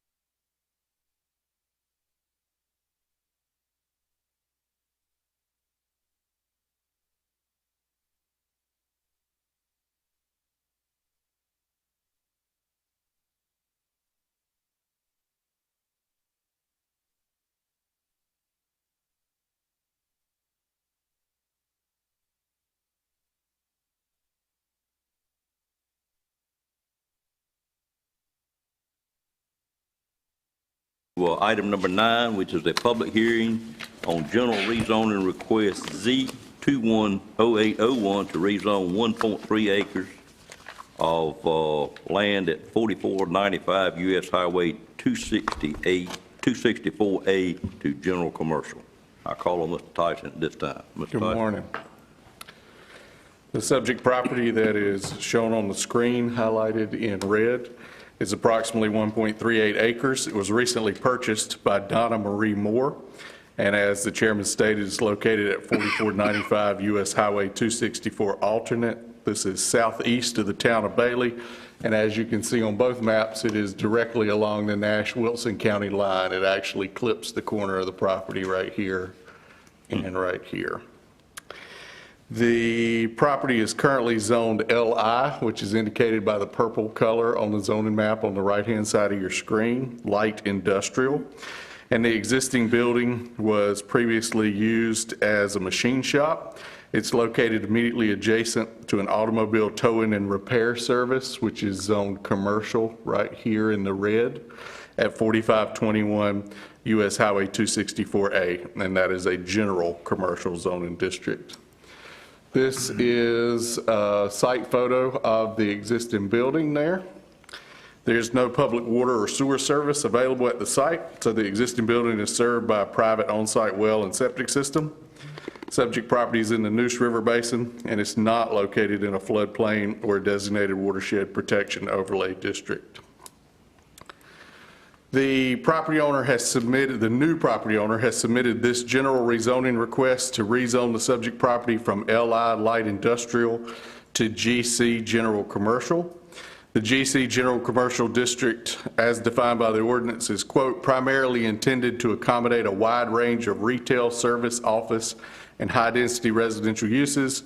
They are typically located with access to major thoroughfares and urban services, and are intended to accommodate intensive commercial uses such as shopping centers, strip centers, and business parks, as well as freestanding highway-oriented business establishments. Included in your agenda packet is a complete list of land uses currently permitted for development in the proposed GC zoning district. As always, we review the request's consistency with our land development plan. As you can see from the map, this area is designated as suburban growth area. That's the yellowish color. The request is mostly consistent with the recommendations of the plan for this area because the property has frontage along and direct access to a state highway, of course, US Highway 264A, and it's located in close proximity to an already existing commercial land use. That, of course, is the existing automobile towing and repair service that is immediately adjacent to the west. Both of those things are consistent with the land use plan's recommendations for rezoning to commercial. What is not consistent with the plan is the fact that the property is not located at a major intersection and it is not substantially separated from the surrounding residential development, which you can see some dwellings across the road and to the east there. However, the subject property has previously been used as a business, and the less intensive commercial land uses of the proposed commercial zoning district are more consistent with the intent of the plan for this area than the more intensive land uses of the current industrial zoning district. This is what we would call a down zoning. When we look at analysis of reasonableness and spot zoning, the TRC found that it is reasonable and in the public interest because it's not spot zoning. It would be an expansion of the already existing GC red zone here to cover the adjacent property. And as I just mentioned, it's a down zoning amendment. That means that the land uses permitted by the new zoning classification are less intensive than the industrial land uses that are permitted by the current light industrial classification.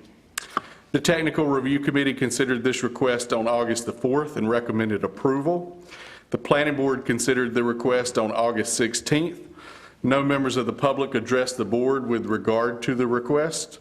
The Planning Board voted unanimously to recommend approval of the request.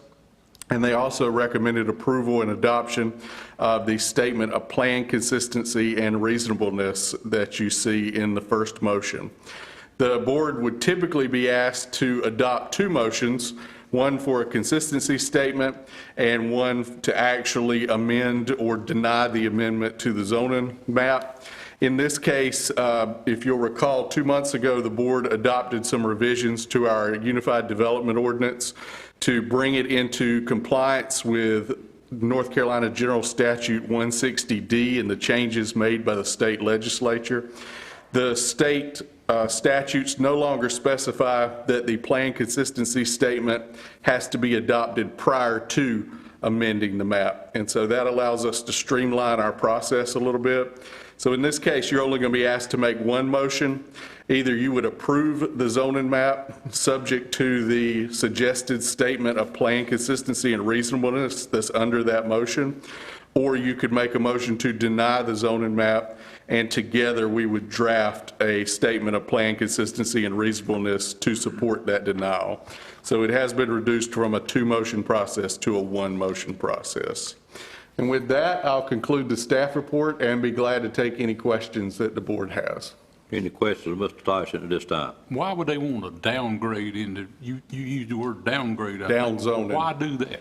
I believe the new owner is interested in developing this building into a hybrid that part of it would become a dwelling, which is not permitted in an industrial zone, and the other part would be used for commercial use. And so their plans better fit a commercial zoning district than the light industrial. The light industrial was needed for the machine shop that was there before. And the residential is allowed in the commercial zone? Correct. Right, good question. Other questions? Thank you, Mr. Tyson. I call for a public hearing at this time. Have a motion by Commissioner Leggett. Is there a second? Second. Second by Commissioner Combs. Questions on the motion? All in favor of the motion, let it be known by saying aye. Aye. Any opposed by a like sign?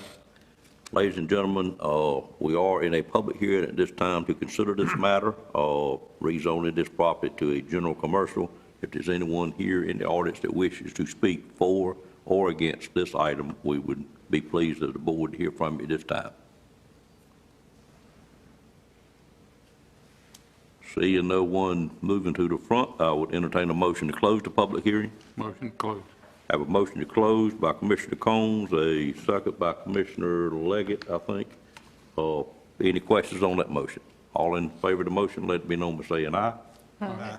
Any opposed by a like sign? The public hearing is now closed. I'll call for any more discussion from the board on this matter, or any more questions.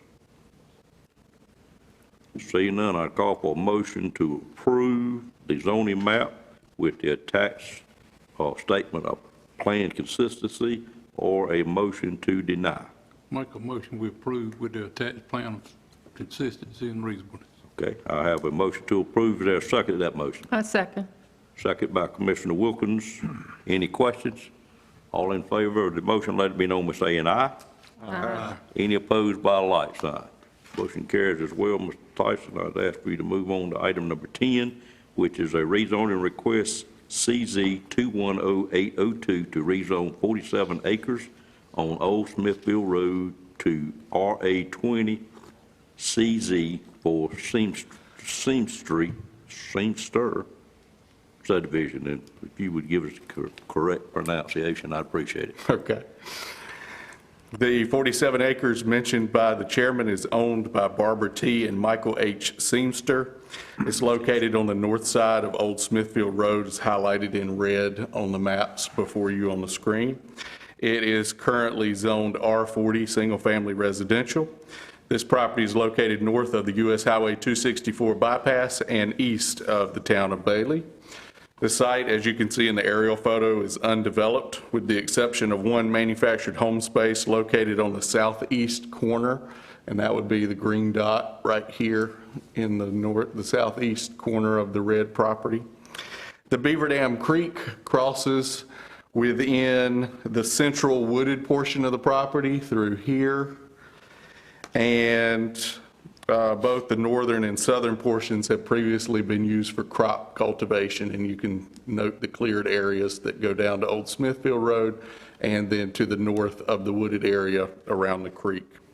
Subject property is in the Neuse River Basin. It is in the WS3 PA Watershed Protection Overlay District, meaning that for water quality protection purposes, no lots may be subdivided with less than 20,000 square feet of area, regardless of the zoning. The property is east of and immediately adjacent to a similar 47-acre tract of land. That would be this tract here, and you'll note it is colored yellow on this map here. That property was previously rezoned by the board on April 5th of this year to RA20CU, medium density residential conditional use, based on a site plan for the development of a 59-lot Old Smithfield Road subdivision, which has not yet been constructed, but that was approved on the yellow tract here. The property owners have submitted this request to rezone this property to RA20CZ, medium density residential conditional zone, specifically to develop an additional 44-lot Seamster subdivision. That would be developed by Mr. Ned Coleman and EMA Land Development, LLC. The RA20 zoning district, as the board will recall, is primarily intended to accommodate single-family detached dwellings where public water and/or public sewer services are available, or where soil characteristics allow for medium-density development. Approving this request would have three substantial impacts on the subject property. First, and most obviously, the required minimum lot area would be reduced by half from the current 40,000 square feet to 20,000 square feet per lot, doubling the potential residential density. There are 9 land uses which are permitted for development under certain circumstances in the current zoning district, which would no longer be permitted for development under the proposed district. The most notable being double-wide manufactured homes. Those could not be placed if this rezoning is adopted, but could potentially be placed today under the current zoning. The other 8 land uses include rural family occupations, radio or communication towers over 60 feet in height, solar farms, non-hazardous solid waste disposal sites, utility field offices, water treatment plants, horse shows, and turkey shoots. And the third, the subject property could only be developed in accordance with the proposed sketch plan for the Seamster subdivision. Because this is a conditional rezoning, there's the opportunity to add conditions, and of course, one of those conditions would be that the property would have to be developed in compliance with the proposed sketch plan. The sketch plan that you see on the screen has been submitted by Stocks Engineering. The plan proposes a development of 44 new residential lots along 2 new interior roads. You'll see a T intersection right here. You have a left to right road and a north to south road. As I mentioned, it's 44 new lots. It would connect with the proposed Old Smithfield Road subdivision design. To the west, there were stub roads required to be included in the design of the property to the west, and so this stub road connection would link up with that was planned before. The proposed lots all either meet or exceed the minimum 20,000 square foot requirement and the 100-foot minimum lot width requirement of the requested zoning district. There would be a shared cluster box unit mailbox kiosk in the cul-de-sac at the northern end of the proposed new road here. And of course, the developer would be required to construct new water lines within the interior to connect each new lot to the existing Nash County public water system, which has an existing line down here on Old Smithfield Road. The request is consistent with the recommendations of our land use plan. Number 1, the plan designates this area as a suburban growth area. The plan supports the rezoning of property within this area where public water service is available to either the RA30 or RA20 zoning districts at the board's discretion. As previously mentioned, the property has access to a county public water line that is 4 inches in diameter and is installed along Old Smithfield Road at the southern end of the property. And permitting higher residential density will help to accommodate the significant residential growth anticipated by the plan for this area. The request is considered to be reasonable and in the public interest by the Technical Review Committee because, number one, the request is not spot zoning. It would be an expansion of the RA20 conditional zone that has previously been established on the western property on the left side of the subject property. So it would be an extension of that zone over this property. Number two, the property already is and will continue to be zoned for residential use, which is similar to the adjacent and surrounding properties. And finally, although the approval of the request will obviously permit smaller minimum lot sizes and increased density, the new district is also more restrictive in terms of permitted land uses and would not permit manufactured homes to be developed on the property. The TRC reviewed this request on August the 4th and recommended approval. The Planning Board considered this request on August 16th. Mr. Stephen Eatman, who is the property owner of the property to the west of not the subject tract, but the tract that was previously rezoned. So I believe it is over here and over here on this map. Was present. Mr. Eatman addressed the board in opposition to the request due to his concern over the increase in residential density, and he urged the board to consider rezoning the subject property to an RA30 classification instead, which would also be compliant with the land use plan. With a split vote of 6-2, the planning board ultimately voted to recommend approval of the request and the suggested statement of plan consistency and reasonableness that is listed under the first motion. Again, this will be a one motion process. If you move to approve the zoning map, the TRC asks that you do it subject to the statement of plan consistency and reasonableness that's provided in your packet. There are also 4 development conditions that are suggested for attachment. Number one, the subject property would have to be developed in accordance with the approved sketch plan that's on the screen before you. Number two, the subject property may be developed for the land uses permitted in the RA20 zoning district in accordance with the standard requirements and procedures of the ordinance. Number 3, all residential lots subdivided from the subject property shall be served by the Nash County Public Water System to be extended by the developer as necessary. And number 4, of course, if there are significant or substantial modifications or revisions to this design prior to its construction, it could be subject to re-review by the TRC, the Planning Board, or even the Board of Commissioners at the discretion of the zoning administrator. And then if you move to deny the request, we will together draft a statement of plan consistency and reasonableness that identifies your reasons for denial. With that, I will conclude the staff report and take any questions that the board has. Questions from commissioners of Mr. Tyson? Just one, I assume that mobile home lot's going away, is that right? I think the developer can comment on that. If the mobile home would fit on one of the proposed lots up there in the front corner, it would be allowed to stay because it pre-existed the zoning change, and so it wouldn't be required to be removed, but we can ask the developer during the public hearing what the plans are for it. Other questions? Mr. Tyson, it appears like we create a landlocked piece of land at the back with just the access easement across the creek. Is that what's really happening? Well, the owner, the developer actually owns the property now between the back of this property and Bullhead Road, which is to the north. So that's the same owner? Well, it's not the, presumably if the rezoning goes through, it will be the same owner because the developer that owns the piece to the north is the one asking for the rezoning for this property. Okay, But there is, it's not landlocked, it does have an easement to that lot. Yeah, but I believe it's been purposely left a very large acreage because of a potential plan to develop from the north and turn that into additional lots that would not require crossing the stream ultimately.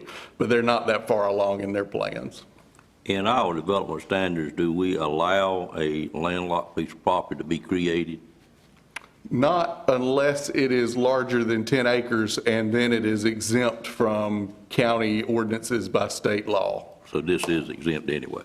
Let's look at the 10.358. yeah, it would be exempt from our ordinance, and we would not be able to stop it from being created if we wanted to because of the protection in the state statute. Gotcha. All right, my only other second question, the location of the kiosk, I might understand why we did that, but it seems like it's going to generate double the traffic that would normally be on that residential street versus what it would be if it was at the front end. Do your department or technical review committee get involved in that, or we just allow them to put it where they want to?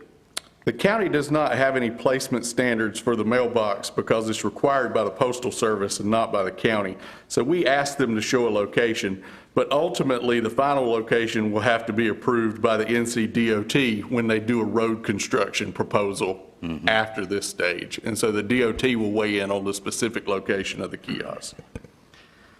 Well, just make a note for your department to consider that moving forward, because you're really creating double the traffic that would be on a residential street by allowing the placement where it's located. And if it's something we don't get into, I guess we don't get into it, but I think it would be much better served on one of those two larger lots. And even though I've seen some that are done in such a way that they are not unsightly, but just an observation. Right.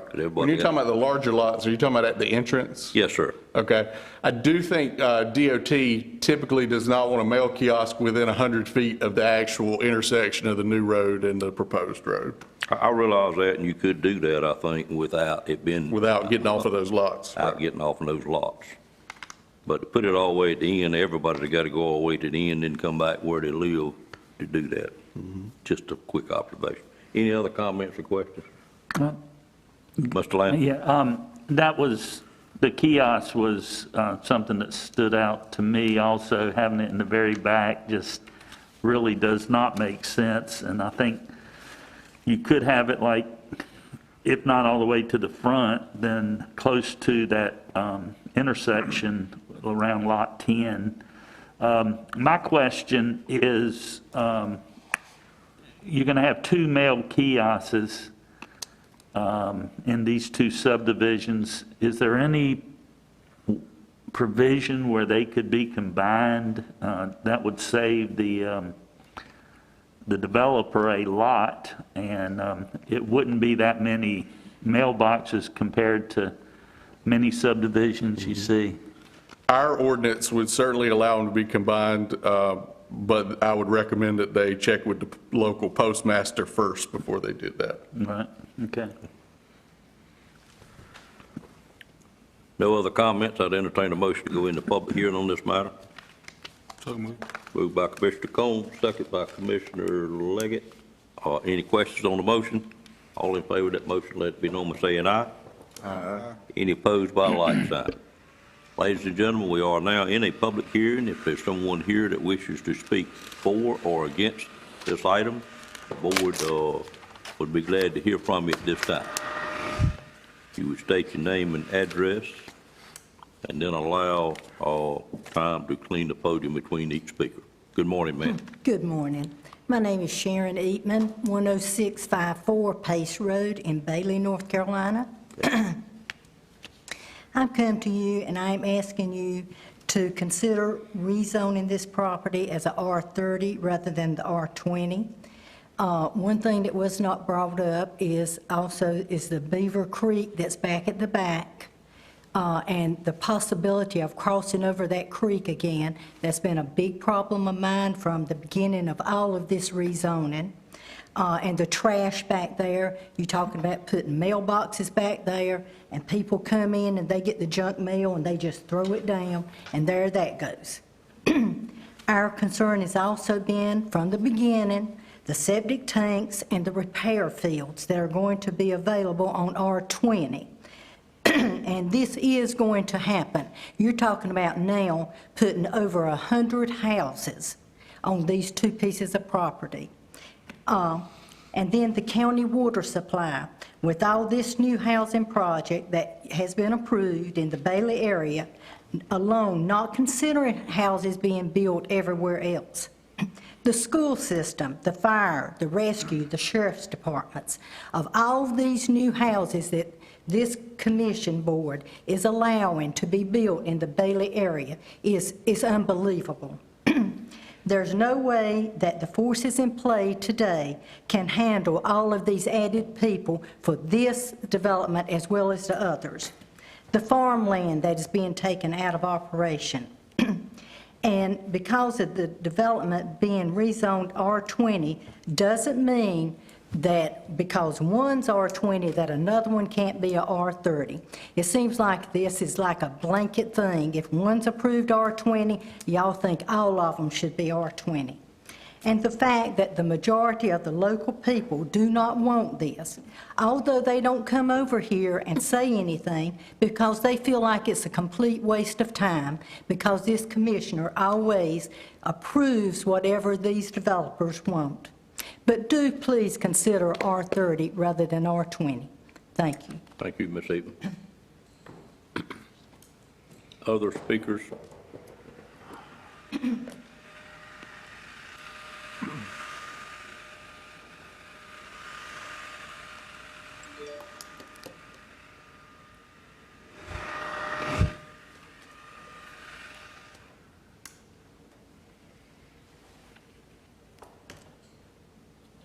Morning. Good morning, Chairman, Commissioners. Kevin Varnell with Stocks Engineering here representing the developer for the property. To answer a couple of the questions that you guys have raised, the mobile home that's at the front of the site, the intent for that when the subdivision is developed, that mobile home will be removed. And then as far as the property in the back, the 10-acre piece of property, there have been a lot of discussions about trying not to cross the creek, what the potential would be if we did try to cross the creek. So again, the developers do own the property to the north. And again, there have been a lot of discussions about how those three properties can come together to do something a little different. The 10-acre piece that's shown on this particular property is very skinny. And is really not wide enough to be able to get lots and a street on it by itself. So that's why there has been a significant amount of thought put into what could potentially happen with the properties to the north to, again, try to avoid crossing that creek any more than we have to. The soils have been evaluated by the soil scientists just like normal, and the 20,000 square foot lots provide enough soils according to them to be able to justify the septic systems on those lots. And again, we'll have to get septic permits from the county for each of those lots as well before they're developed to make sure that they, again, have enough for area of septic and repair in the event that the septic system does fail. And I'll be happy to answer any other questions you guys have. Any other questions for the engineer on this project? Did you have any comment on the thoughts of the kiosk itself? The mail kiosk is something that is being regulated by the Postal Service and DOT. So we would not want to combine those for the main reason. Once you get over 39 mailboxes in one location, it requires it to be covered. And then if it's required to be a covered mail kiosk, it becomes a structure that goes to building inspections that then requires a parking space. And then if you require a parking space, it's then required to have handicap parking spaces. So it really grows out of control very quickly. So we do like to do smaller ones scattered throughout the subdivisions instead of trying to combine them into one large one. But again, once we get to the design, DOT and the postmaster will weigh in on the locations of those. And we certainly note the concern of driving all the way to the back of the subdivision to do that. The reason we like that cul-de-sac space is an area that cars can turn around. They're not stopping right in the middle of the street to go get mail. So there's a few reasons why the cul-de-sac is nice, just to get the cars off the main street. But we do note the concern there. Okay, thank you. Other questions or comments? Mr. Belfield? And if we rezone it to R20, it means more houses can be put on 47 acres. Do you have excess? It may have been said by Mr. Tyson, but I missed it. Do you have access to water? We do. There's an existing 4-inch water line. And not individual wells? Correct. There's an existing county water line right at the street out front that we will connect, and it actually loop through and tie to the neighborhood beside it. So there is public water available. And it was a condition in the rezoning request, Mr. Belfield, according to Mr. Tyson. Other comments? I would like to know if it were rezoned to an RA 30, how much would it affect what your plan is? I would be guessing at best, but with the 10 acres to the back, we would probably have enough to do an R30 zone subdivision, but then cluster the subdivision back down to the exact same layout you have right now. We may lose 1 or 2 lots, but it wouldn't really be that much. You have a provision in your ordinance that allows you to cluster a subdivision and take land at set side land, I guess, to the back and add that to or take it away from the lots at the front. Does that make sense? Yeah, so you're saying you would only lose about 2 lots? And again, I'm guessing that we may not lose any, but it would be very few. But you would use the right of the 10 acres of land. That's right. We would use the acres that's across the creek and the area to the creek. That's right. All right, thank you. You're welcome. Any other thoughts, comments? Thank you. Thank you. Anyone else wish to speak on this? Item number 10, excuse me, yeah, that's right, item number 10. Seeing no one, I'd entertain a motion to close the public hearing at this time. Moved by Commissioner Leggett, is there a second? Second. Second by Commissioner Combs. Any questions on that motion? All in favor of the motion, let it be known by saying aye. Aye. Any opposed by a like sign? Public hearing is now closed. Is there any other discussion from the board on this item? I'd just like to make a brief comment. Sure. Ms. Egan brought up a very valid point about the development and the potential development that's going on in the southern end of the county. And us as a board really needs to take a look at that so that, that's just one of the main concerns I hear about the development, to make sure that they have the infrastructure needed to provide services for the citizens in that area, and that we're not potentially cutting out people that live there, their access to service. Right. Understood. She named about 5 services that she was concerned with. Other comments? Yeah, I'll comment on the 30s and the 20s. If you heard it from Stocks, the lot size is going to be the same because of clustering. If you can make those lots smaller than 30, and you can leave that land laying across the creek or wherever idle, and I don't really see where you accomplish anything that way. Plus, if you do R30, they can change this thing and they can put mobile homes on there if they want to. This way it's kind of set in stone. This is the way it is. Other thoughts, comments? All right, there are none. I would entertain a motion at this time for approval of the zoning map, which would include the statement of plan consistency and reasonableness. It's tough saying it, Dan. Yeah. Or a motion to deny the rezoning request, and then we would develop the standards by which we denied it. So I'll open it up for a motion at this time. I move to approve the conditional rezoning to RA20 CZ with the 4 specific conditions included in our agenda. Have a motion for approval with the conditions. Is there a second to that motion? Second. Second by Commissioner Combs. Is there any discussion on the motion? Seeing none, all in favor, let it be known by saying aye. Aye. Any opposed by a like sign? Motion carries.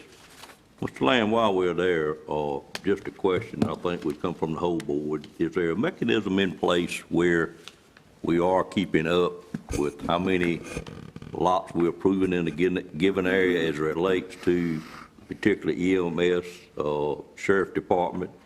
And I know utilities, we pretty much keep a track on it from that standpoint. And of course, it's up to the school system, and we did put something in motion a little while back that we would be notifying the school system of any lots we approved. I hope that is happening so they can keep track of it. But could you make the people in the audience as well as the board maybe feel a little bit better about how we track that kind of thing? And I apologize for putting you on the spot, or Mr. Tyson, either one. What I can say is that Emergency Services holds a seat on the Technical Review Committee, and so that they monitor everything that goes to the planning board before it comes to you. So they attend fairly faithfully, so they are very much aware of the residential development that's occurring and where it's occurring. And I would add that we can certainly put together a spreadsheet that can be updated on a regular basis that provides what you're asking for. We'll put that together. Major, do y'all take note of what we do here as it relates to growth in residential, I'm sure? Oh, yes, sir. We're aware of, like you said, of the increased growth in that area of the county, so it's definitely something we're aware of. Okay, thank you, sir. Mr. Lamb, I do think it would be good to keep track of it, because we do have some concentrated areas, about 3 of them in the county, where we get a tremendous amount of growth, and update it and make sure all departments as well as the board is aware of it as we move forward. Yeah, I agree. Great information. I appreciate Ms. Eatman making a point of that. Other comments from the board? All right. Thank you, Mr. Tyson. We'll move now to item number 11, which is a public hearing on the UDO text amendment, request A210801 to revise the paving requirement possibly for small private campgrounds and RV parks. Mr. Tyson. This is the last of 3 planned items on your agenda this morning. This one is triggered by a specific site, but because it's a general text amendment, it doesn't apply just to a single site. So we want to think broadly when we think about this.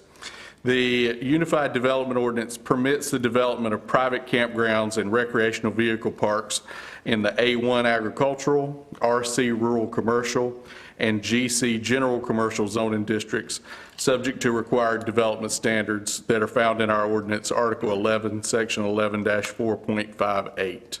And what that means is that a developer has to provide the county planning department with a site plan and a narrative that addresses every one of the development standards that is listed in that section of the ordinance prior to getting an approval for development.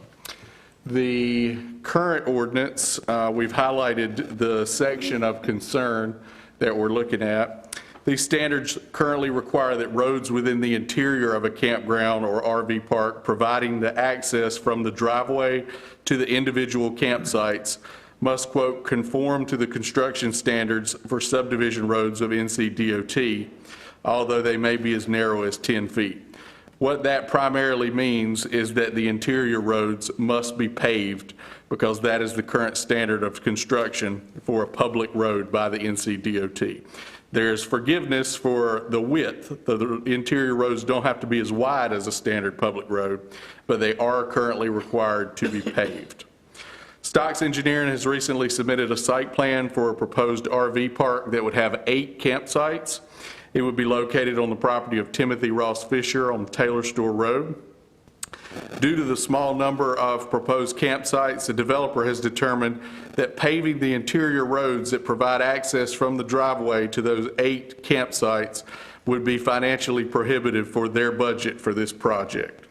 Therefore, Mr. Fisher, through Stocks Engineering, has submitted the text amendment request that you have on your agenda today. It would exempt the interior access roads serving very small campgrounds and RV parks with a total of 10 or fewer campsites from the paving requirement. Instead, those roads would be stabilized with crushed aggregate base course, crushed concrete, crushed asphalt, or similar material. Or as we would say, just as a layperson, a gravel road interior. The requirement for the driveway itself to be paved and maintained from the edge of the main road to within 10 feet inside the property would still remain in effect regardless of the number of campsites. Oh, didn't mean to do that. Text amendment that you have essentially takes the paragraph that we were just looking at, the existing requirements, and adds this section here, which is an exemption or a carve-out for the paving requirement for a campsite that has fewer than 10 camping site, or campground that has fewer than 10 campsites. The rest of the requirements remain unchanged for larger campgrounds that have a larger number than 10 campsites. This text amendment request, as with all requests, we're required to consult our land development plan for consistency. This one is neither consistent nor inconsistent with the recommendations of the plan because the plan does not specifically address the paving requirements for private campgrounds and RV parks. The Technical Review Committee reviewed this on August the 4th and recommended approval. The logic behind that recommendation is that our Unified Development Ordinance permits the development of up to 10 residential lots that would have permanent houses constructed on them on gravel, unpaved private roads that are stabilized with a minimum of 4 inches of crush and run gravel. So typically what we see when someone is doing a rezoning is a public road, but the ordinance provides the option for the construction of a private road, which can be attractive for property owners that don't necessarily want to open the road to public traffic. Because it's not open to public traffic, it has to be maintained by the lot owners, typically through a homeowners association. And it still has to be designed by an engineer to the NCDOT standards, but because it doesn't serve more than 10 permanent residential lots, there is an exemption for actually having to pave or asphalt the road. So it can remain a gravel road because of the limited number of 10 or fewer houses. Based on that, the context of that, the TRC felt it was reasonable that if we permit up to 10 residential lots on a gravel private road, that we could permit up to 10 campsites on a gravel interior road. The Planning Board considered this request on August 16th. There were no members of the public other than a representative for the applicant present to address the board with regard to the request. The Planning Board voted unanimously to recommend approval. This is also a one-motion process to either approve or deny. And in this case, the statement of plan consistency will be the same. It is neither consistent nor inconsistent simply because the plan doesn't address the provision that we're discussing. So you will adopt the same statement of plan consistency regardless of whether you approve or deny. Mr. Kevin Varnell with Stocks Engineering is here to address you on behalf of the applicant during the public hearing. And before we do that, I'll be glad to take any questions from the board. Questions from board members? Yes. Ms. Tyson, other than the campsite where you have 10 or less, any other resources going to be in that campsite area? So this is one development standard of about 3 to 4 pages of development standards that address the sewage disposal, the water supply, the parking of vehicles other than RVs, limiting the spread of dust, providing recreational areas. So there are 3 to 4 pages of development standards that a developer has to meet for a campground, but the only one that's included in your agenda that's considered for change has to do with the paving of the interior road. So this is one requirement among many that a developer has to meet to create a campsite. Well, shouldn't we specify those things that it should meet, at least the minimum? So currently, everything, if the amendment is adopted as it's written, everything that is a requirement now will continue to be a requirement for the smaller campsites. The only exemption would be the requirement to pave the interior roads. But all other requirements would apply regardless of the number of campsites. Okay. That answers your question, Mr. Billfield. Other commissioners have questions? Mr. Outlaw? So I'm trying to understand, you've got a requirement now for residential lots that it can be on a gravel road. Correct. 10 residential lots. And that was the basis for this request, which you are lowering from 10 to 8. No. The applicant would possibly be happy with the threshold being at 8 because that's how many they are proposing for their campground. But the TRC, or the planning staff in discussing with the applicant, suggested that they set the threshold at 10 because it would be consistent with the 10 that are allowed for residential lots. But I suspect that the applicant may be happy if you lowered the threshold to 8. But you have to pave at 10. You have to And pave. you wouldn't pave at 8. Over 10 or fewer, you would not have to pave. So if it were paved, who is responsible for maintenance of that paving? The owner of the campground, the private business that owns and operates the campground. Okay. Thank you. Other questions or comments? Adam, excuse me, you go ahead, Mr. Aaron. So if we change this, this will apply to all requests? It would apply to all campground requests that are small enough that they include 10 or fewer campsites, regardless of their location in the county or within the county's jurisdiction. Answer your question, Mr. Aaron. Just another comment, unless someone else has a comment. I know this is not the issue with us today, but my preference would be if we have 10 residential lots, that they not be on a gravel road. Because at some point, they're going to want that road paved. I know, because when I moved into Westmount, I moved on a gravel road. And we eventually, as homeowners, had to pave that road at our cost. So the developer, it seems to me, if you're going to develop homes, should incur the cost of providing that infrastructure, or rather than just transferring it to the residential owner. I don't think this is a good idea to eliminate the paving. DOT thinks you should pave 10 feet in. I guess they've got some reason why they need that. I think it's a good idea to pave it, because at some point, it's going to be a problem. And this is not just something that affects this site, but it affects the county in general. So for that reason, I'd be opposed to it. Other comments?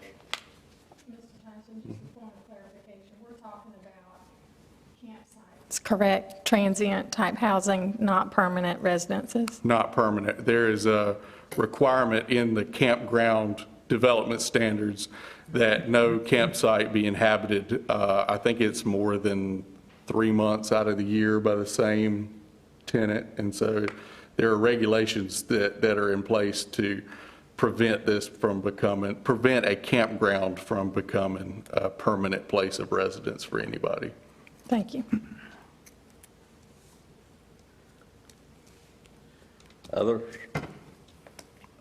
My thought was along what Ms. Leggett just brought up.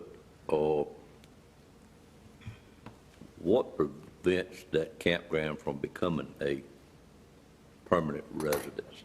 Who monitors that, and by complaint basis only? Yeah, the first line of monitoring that would be the owner-operator of the campground. If there was evidence of, say, certain campers not leaving the campground for more than a 3-month period, the county could pursue that on a complaint basis with our zoning violation process. Okay.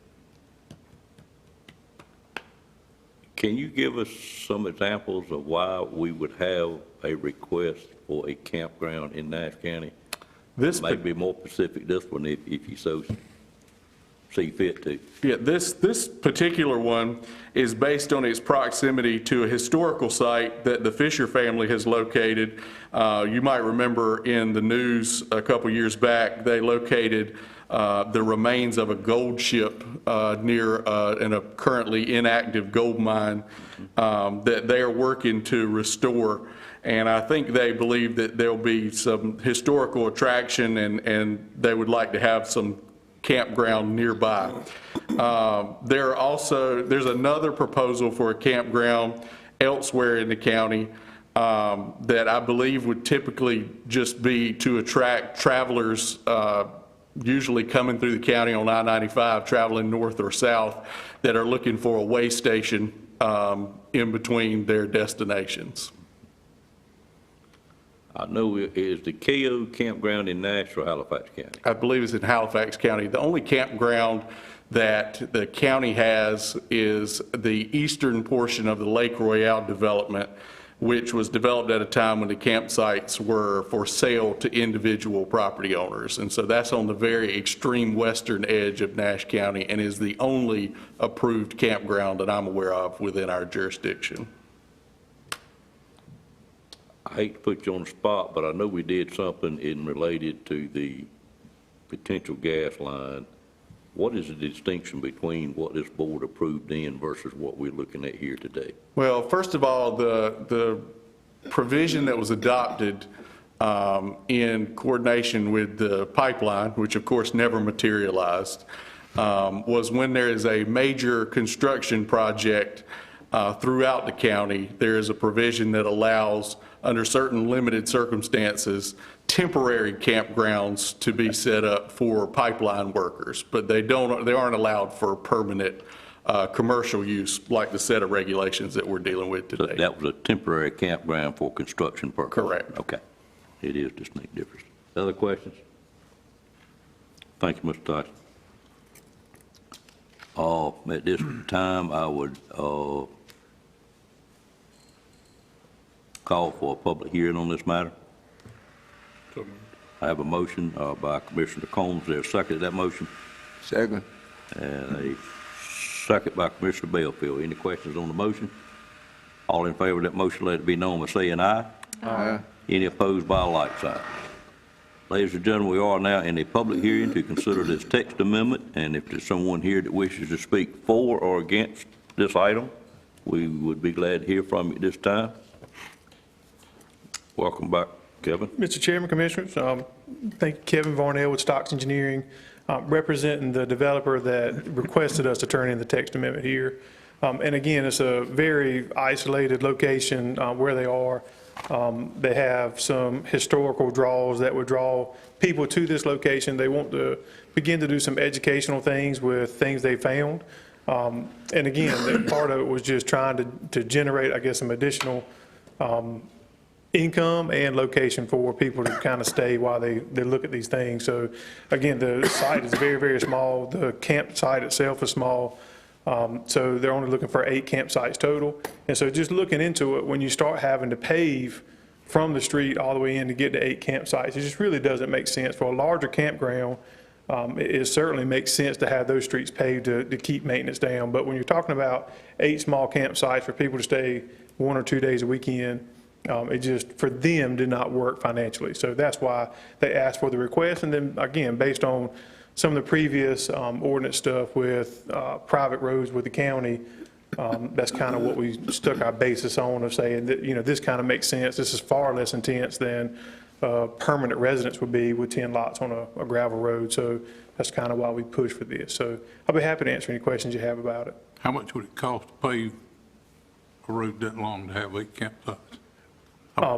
This particular location is very difficult because of the way the property lays out. So they need to get to the back where the ship is. So you're having to go into this property 400 or 500 feet to get to where the campsites actually are. So a little bit different than a normal scenario. So I hate to compare this one to something else, but you're probably looking at somewhere around $50,000 to just pave over top of the gravel that they would be required to put down. And for 8 campsites, there's no way it generates enough revenue to make that make sense. Other questions? So this campsite is basically for tourists who may be traveling, want to spend overnight with their camp? This will be more of a destination tourist. I mean, so people, I guess if you're staying at this campground, this would not be a campground that you can pull a big RV in. This is more of a small campground that you would set up a tent or something like that on. And you're actually going there for a specific reason. So the text amendment, I want to be careful. The text amendment is a text amendment for any campground, not just this one specifically. But for this one specifically, you're actually going to this location to look at the gold mine and to look at the ship. You would not be traveling down I-95 or 64 and stop at this campground. Does that make sense? it could somewhat be conceived as a potentially educational venture, I would think, for Boy Scouts or whatever.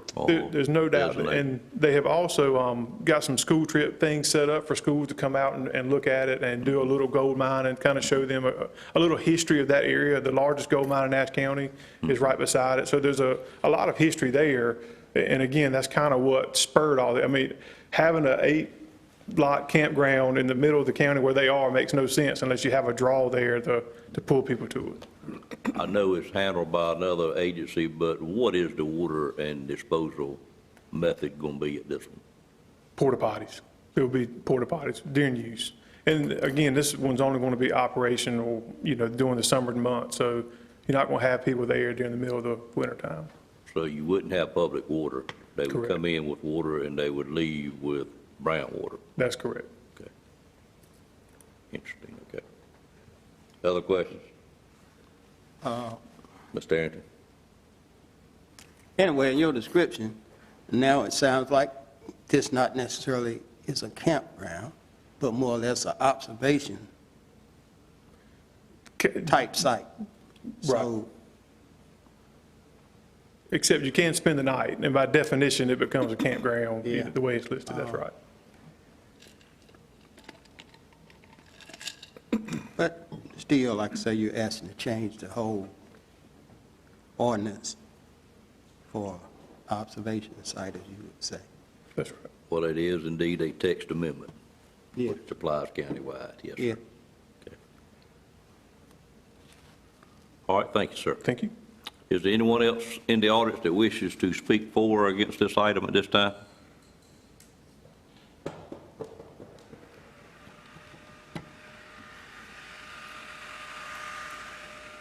Seeing no one move, I would ask for a motion to close the public hearing. So moved. Moved by Commissioner Wilkins, there a second? Second. Second by Commissioner Leggett.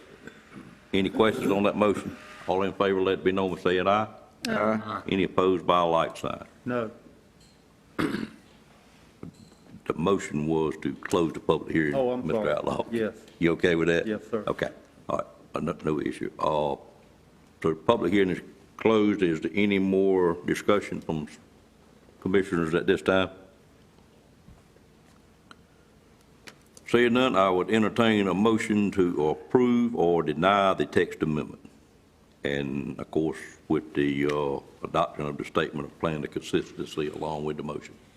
And I understand it would be the same statement of consistency whether it was approved or denied. So I'll entertain a motion at this time. I'll make a motion to approve the text amendment request. Have a motion to approve. Is there a second to that motion? Second. And a second. Any questions on the motion? All in favor of that motion, let it be known by saying aye. Aye. Any opposed by a like sign? No. Motion. How did you vote, Mr. Allen? Opposed, okay. That motion carries 5-2 with the statements attached to it as well. All right, the next item on the agenda would be a franchise agreement with Eastern Medical Transportation and Metz Medical Transportation. I'll call on Mr. Brantley at this time. Good morning. Good morning, sir. This is the second approval as required by general statute for our franchise agreements with Eastern Medical and Metz, and that our office recommends approval. All right, any questions of Mr. Brantley about this? If not, I'll entertain a motion for approval. Motion to approve. Have a motion to approve. Is there a second? Second. Many seconds? Second. Okay. Mr. Bellfield, Ms. Wilkins, any, all in favor, let it be known by saying aye. Aye. Any opposed by a like sign? Motion carries, sir. Mr. Chairman, I would like, if just a second, the American Heart Association, I think we've let y'all know this before. They have a mission lifeline recognizing EMS services for stroke intervention and treatment of patients. And I just received this in August. Nash County EMS was recognized as Gold Plus, which is our highest possible recognition. And I know my family's been affected by stroke. Most of our families and friends have had stroke. And this is just a direct compliment to our employees on what kind of care they're providing in stroke, which is a major issue, medical issue in Nash and Edgecombe County.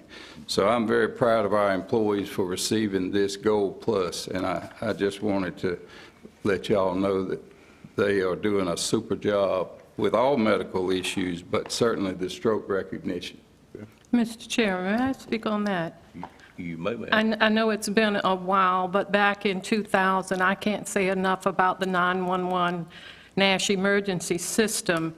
My daughter at that time, 23 years old, I happened to call her and she exhibited signs of a stroke. Me living in Rocky Mount and she in Wilson, I called 911 and Nash County picked up. And I told them I felt my 23-year-old daughter was having a stroke and asked them to please call Wilson EMS, that she may be gone by the time I got there. Nash County called Wilson EMS. When I got there, the ambulance was shutting the door, and that, I believe, saved her life. But I have a debt of gratitude for the 911 operators in Nash County. Well, we've got some great 911 folks and some great EMS, and our fire and law enforcement I'll put up against anybody in North Carolina. So I do appreciate that, but I know my family has had some issue with strokes, and that the quicker the care and the type of care is why we've gotten this, I say we, talking about our employees who've gotten this award, but I did want y'all to know that. Thank you, sir. Appreciate it, and goes right along with recognition the hospital has recently got in the same regard. Yes, sir, and we have worked very closely with the hospital, making sure that there's as good a stroke care as we can get in Nash County. They've been very supportive. Thank y'all. Thank you, sir. We'll move to item 13, which is approval of a fireworks display. Call on Brent Fisher at this time to make this request.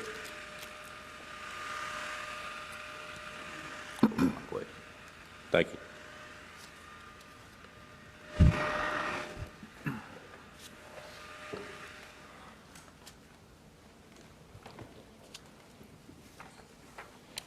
Good morning, Mr. Chair, Commissioners. Good morning, sir. The Nash County Fire Marshal's Office has received a permit application to conduct a fireworks display as part of an event on September 18, 2021 at Rose Hill Plantation located at 3815 Rose Hill Lane, Nashville. The operational permit requester is the contractor Charles McKinley of J&M Displays Incorporated located at 2083 Helms Road, Rehoboth, Alabama. The permit application and accompanying documents are in order, and a copy of the insurance bond with Nash County as an additional insured has been provided. North Carolina General Statute 14-410 requires the Board of Commissioners give approval prior to the Fire Marshal issuing the permit, and the Nash County Fire Marshal's Office recommends approval of the operational permit for Charles McKinley and J&M Displays Incorporated. Okay. Any questions of Mr. Fisher on this matter? Seeing none, I entertain a motion for approval. So moved. Moved by Commissioner Wilkins. Is there a second? Second. Second by Commissioner Leggett and Commissioner Belfield. Any questions on the motion? All in favor, let it be known by saying aye. Aye. Any opposed by a like sign? Stand approved, sir. Thank you. Hope to have a safe event. Yes, sir. Next item is item number 14, which is detention facility addition and renovation, finance and resolution. I'll call on our finance director, Donna Wood, at this time.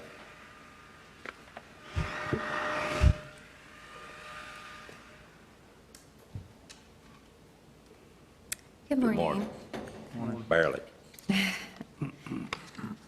Attached is a resolution authorizing the execution and delivery of the installment financing agreement, a deed of trust, and related documents in connection with the financing of the detention facility addition and renovation project. The financing agreement will be with Sterling National Bank for an amount not to exceed $16 million, with an interest rate of 1.7% for a period of 15 years. I'd like to ask the board to consider adopting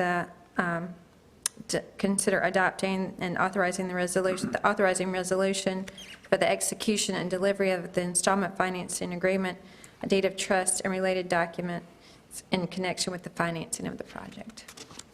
Okay, if you recall, board members, this was discussed at length with Ted from Davenport last meeting, and if there's any other questions that you have for Ms. Wood at this time or the manager, good time to ask them.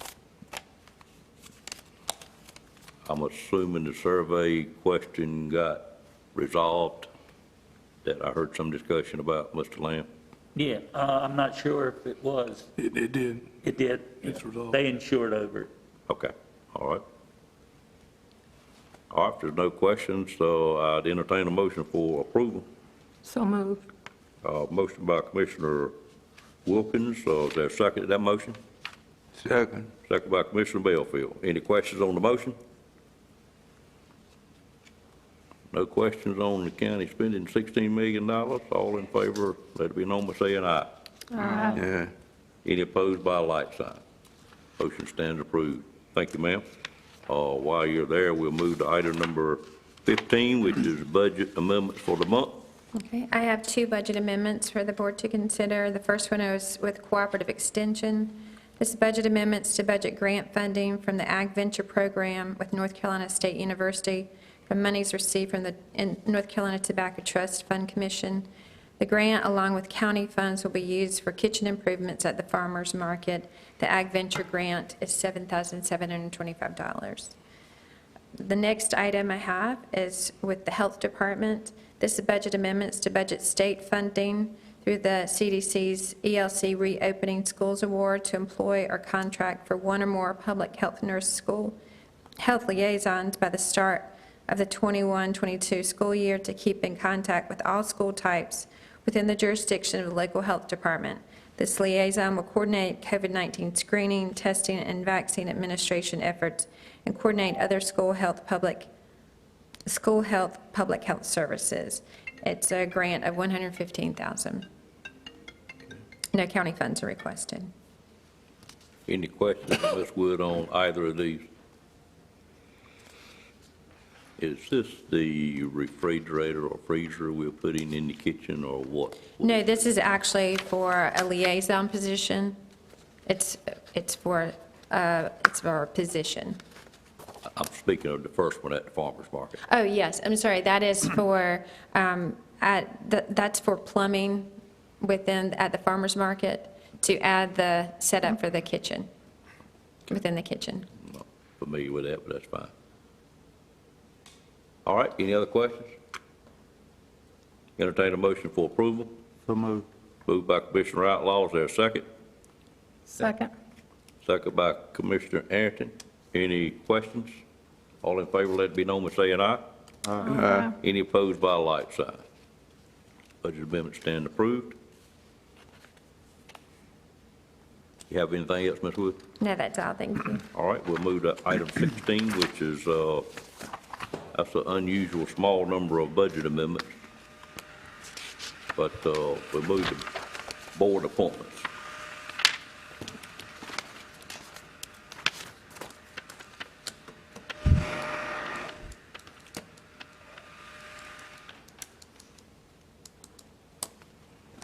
Good morning. Good morning. Good morning. Might be afternoon. Nope, I just checked my clock. I believe you, ma'am. Go ahead. Got 2 minutes. Not something I'm going to argue about this I morning. think I got a minute. The first appointment that we have is for the Tourism Development Authority, the TDA. We have a vacancy for a collector member on that board. An application has been received from, is it Evite Council? Evite is correct, yes. Okay, Evite Council, and that was included in your board packet. And that, I believe, is a recommendation from Chairman Davis. It is. We had another collector vacancy that we've had for a while, if you remember, and I really wanted to search out another hotel owner to supply rather than have one hotel owner have several members on the board. Sometimes hasn't worked the best in the past. This is the owner of the two newest hotels in Nash County, located over there behind what was the Gateway building at one time. They supplied the general manager for one of those. She is a resident of Nash County, and her boss, as you saw on there, or the owner of the business, recommended her to serve in that position. So I would recommend we approve her at this time. And she is a resident of Nash County? She is a resident of Nash County, yes. You seen the question that Ms. Wilkes, she indicated she was, is her address not on the application? The address listed is the hotel. Yes, and the Board of Election lists her in Edgecombe County. Well, I'm not sure then, but I did ask that question, and this. And she may have moved and just not changed her Right. further registration. But it is not a requirement for this position to live in the county, but I did specifically ask her. Okay. And she indicated she Yeah, did, so I don't think it would prevent her from serving. Okay, I noted she had the address of her employer rather than the home address. Right. Okay. I didn't take notice of that, I'm sorry. But it wouldn't prevent her, and I think she would be a good person to serve, and she represents 2 hotels that we don't have a member on. Okay. I would entertain a motion for that approval. In fact, I would make a motion for that approval. Is there a second? Second. Okay, is a second. Any questions on the motion? All in favor of that motion, let it be known by saying aye. Aye. Any opposed by a like sign. Motion carries. Okay, the next is for the Nash County Board of Adjustment. We have vacancies for alternate member number 2 and number 3. And when considering these appointments, there's no one currently serving on the board from Commissioner Districts number 2, Mr. Belfield, or Commissioner District number 6, Ms. Wilkins. Mr. Chairman? Yes, ma'am. Well, I've been working on it. Let me, I heard her first, Mr. Okay. Belfield. I will have a recommendation for the board at the October meeting. Okay, and Mr. Belfield? I made some contacts, and they're supposed to be getting back with me, and I haven't heard, so I'm gonna have to do some more follow-up. Okay. Hopefully, I have it ready in October. Could you and Commissioner Wilkins kind of work together on that and come up with someone then? Okay. I sure will. I just want the board to understand also that I was the one in that spot, and Correct. so, and since I just took office here, I am searching for someone to replace me. Well, I think the board would be willing to approve whatever you and Mr. Belfield can agree on. Thank you. Okay. Thank you. Go ahead. Okay, the next is for the Braswell Memorial Library Board of Trustees. An appointment is needed to fill a Nash County vacancy on the Board of Trustees. Commissioner Cohn is recommending Anne Marie Finch Brown, and her application was in your packet. Any questions on that one? Just a comment, you can see she's very well qualified. She's a retired teacher and librarian from Southern Nash High School. Entertain a motion for approval. So moved. Moved by Commissioner Wilkins. Is there a second? Second. Second by Commissioner Leggett. Any questions on that motion? All in favor, let it be known by saying aye. Aye. Any opposed by a like sign. Motion carries. The next is for the Nash County Planning Board. We still have a vacancy for Leonard Breedlove's term expired and was no longer eligible for reappointment. When considering an appointment for this board, there will be no one currently serving from Commissioner District Number 2, Mr. Belfield, or Number 7, Chairman Davis. I will have a name at the next meeting. I am talking to 2 different people. I'm just trying to make sure they believe in county zoning before I would put them on the planning board, but I will bring one forward. Okay. The next is for the ABC Board. An appointment is needed for the ABC Board. Carmen Hicks and William Madison Jones Jr. have submitted applications for the board. They were in your board packet. And then in addition to appointing someone to this board, the ABC Board has elected Board Member Kenneth Gilliam as chairman, and that is subject to your approval today. If I could explain a little bit there, if you recall, about 3 months ago, we reappointed Julia Bryant to chair that board at the request of the ABC Board. in dealing with some TDA stuff, I discovered that I didn't know at the time that Ms. Bryant no longer lived in our area, actually lives in Tidewater area of Virginia. I asked Mike over at the ABC board to look into that, see if it was a permanent situation or not, and he reported back that it would be permanent and she would not be relocating to our area.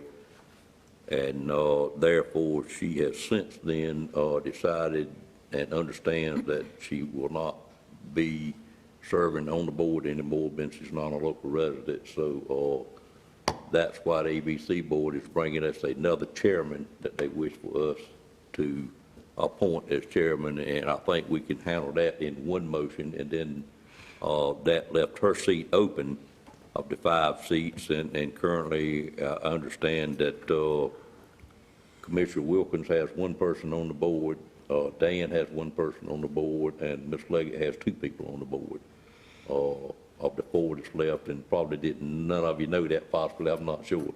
Sure. But these 2, neither solicited by myself. I understand both live in my district. I didn't realize that till I asked Stacy on Friday. She let me know this morning that they both live there. But let's take the chairman first, and then I'll talk a little bit about the other 2 candidates. Is there a motion to approve the chairman that was recommended, which was Mr. Gilliam? I'll make a motion we approve Kenneth Gilliam as Okay, chairman. there are motions, there a second? Second. 2 seconds, Commissioner Wilkins, Commissioner Belfield. Any questions on that motion? All in favor, let it be known by saying aye. Aye. Any opposed by a like sign. On the 2 applicants, they are both came to the board. I understand that no board member solicited those 2.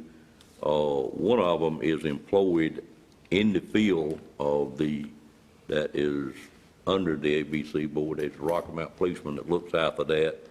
I had a little bit of concern about that particular one. The other member is a person that you, Ms. Bryant, knew the vacancy was available. Therefore, he put his name in for what I did call and have a discussion with him, just really trying to figure out who he was and so forth. Mr. Belfield, I discussed this with you earlier. He is a minority gentleman that also helps out the Board of Elections quite a bit. He works part-time with the Boys Club. I think I know who he is, but just in a phone conversation.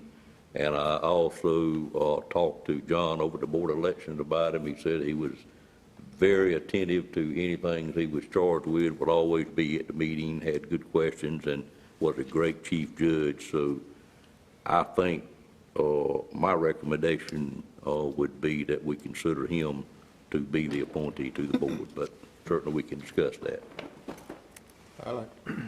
I'd like to say something. Sure, please. Speaking of Mr. Jones, like I said, he's been involved with our community. Like I said, he worked with the Boys and Girls Club. He's a good financial person, other than being a CPA. Oh, really? Okay, other than being a CPA. Yeah. Very good. So I'm very familiar with him, and I think he'll make a good choice. Okay, good. Other thoughts, comments? None, I entertain a motion for this position. Move approval. Have a motion, is there a second? Second. Okay, second, have a motion and a second for Mr. Jones. Any more discussion? All in favor of the motion, let it be known by saying aye. Aye. Any opposed by a like sign. Motion stands approved. Okay, and then the next one is for the Upper Coastal Plain Council of Governments Board of Directors. Nash County has a vacancy to fill on this board due to the passing of Commissioner Wells. Ms. Wells was appointed to this board many years ago as a business representative, and this seat is assigned to the executive committee as well. Mr. Hyatt, Director Hyatt, shared that Mark Froman has expressed an interest in serving on this board, and I apologize, his application is not in your packet. I think most of you are familiar with Mr. Froman. If you need me to get an application for him, I'll be glad to do that. It is in my packet. Oh, is it in your packet? It's just out of order. Okay, never mind. It's in my packet. Well, I was looking for, I thought I had seen it. Yeah, we have it. Okay. Any thoughts or questions on this one? Mr. Chairman, ma'am. I would support this. I've known Mr. Froman for years, He is very good at business and strategic planning, and he's helped out many businesses in Nash County.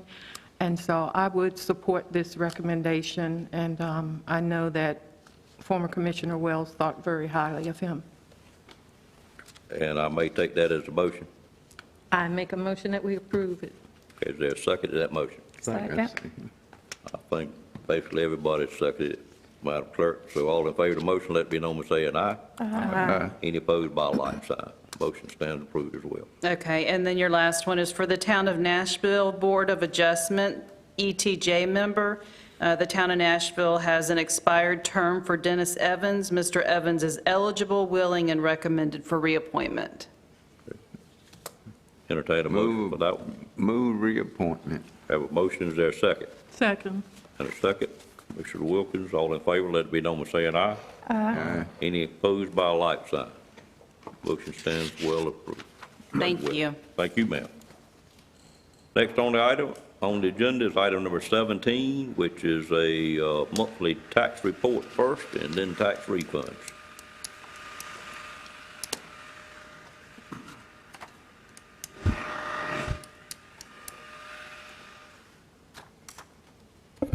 Good afternoon, ma'am. Thank you. Good afternoon. At this time, I'd like to present the monthly tax report. As you know, this report is designed to keep the board current on activities in the tax collector's office. The report is for your information only and does not require approval. It is recommended that you accept the report so that it will be noted in the minutes. And if there are any questions, I'll be glad to answer. Any questions of Ms. Sumner? All of our tax bills out at this time? Yes, sir, they are. No, my bill box has been busy lately. No other questions, we would note that the report is accepted for the record. Thank you. And if you'll move to item number 18, which is tax refunds. Yes, sir. Item 18, the tax refunds. We do not have any for your consideration at this meeting. Okay, no tax refunds. Yep. We greatly appreciate you being here, ma'am. All right, thank you. Job you do, of course. Thank you so much. We're now on item number 19, which is commissioner comments. Open it up to any board member wishing to say anything.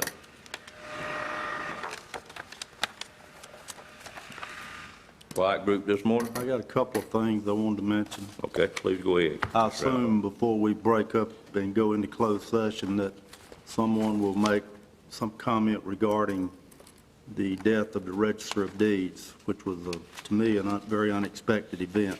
Right. A lady I thought highly of. But I got a call from James Scott regarding the Spring Hope Pumpkin Festival, and I hope Commissioner Cohn and I have spoken briefly about this, but I think Mr. Scott is looking some feedback on interest from this board in participating in that event. And typically, I'm not saying that's the way it has to be this time, but typically, we utilize commissioners from that district to make that determination with discussion from the commissioners and kind of coordinate that event. So mention that.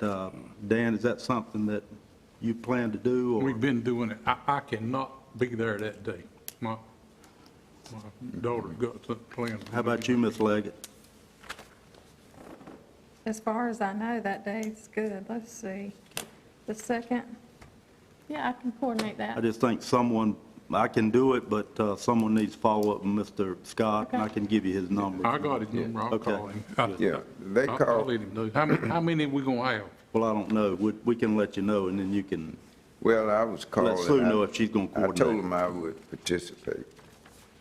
Mr. Legg, would you just coordinate with each commissioner and let them know how many of us will be there? Sure thing. And I do intend to go, and I can furnish a car, I don't have to furnish a car, or whatever you want to do. All right. He had contacted me about, I got a piece of Spring Hope. We'll see how Do many, that, we'll see how many people we get, and then we'll make a plan from there. Okay, Thank sounds good. I'm going to pass the ball.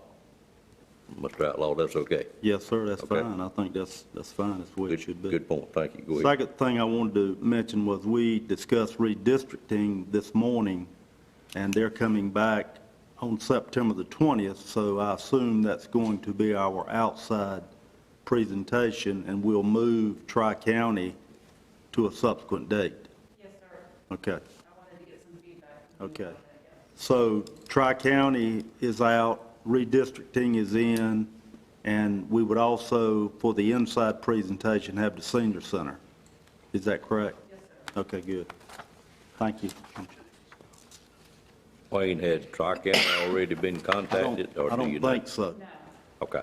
I think our next event would be in November, so if we could just contact Tri-County a little closer to the date, something else may come up that we find more significant for that November meeting, but at this point, we would tentatively put Tri-County there. I mean, we could accommodate them both, but is that your desire? Yes, sir, I think we'll have plenty to do on that day without accommodating both. All right, fair enough. Anything else, Mr. Outlaw?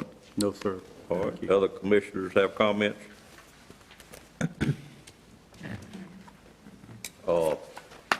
Housing report this month, still looks strong, maybe a little bit of drop off. We had a total of 26 new housing permits. They were more readily scattered throughout the county, quite frankly. And it was a total of 18 different builders, which is impressive to me that we had that many builders working in Nash County building these homes, so that's good. The only other thing I would like to discuss just a little bit is the ARP funding that we put forward for our employees' incentives. We had a second meeting since we met last of the committee. We are going to do numerous things to hopefully ramp up the idea that that's available and the sincere need that we have. It looks like, Mr. Lamb, if I remember correctly, Mr. Hill updated this Friday, and it looks like we had moved the bar, was it 6% or right at 6%? If you combine the two categories together, I think it was about 6% increase. That's about right. In the number of employees that we had, which is pretty good, quite frankly. I just think we need to continue working on that hard as we can. I would just so much like to be able to report that it was, on behalf of this board, successful, and we are at 70%.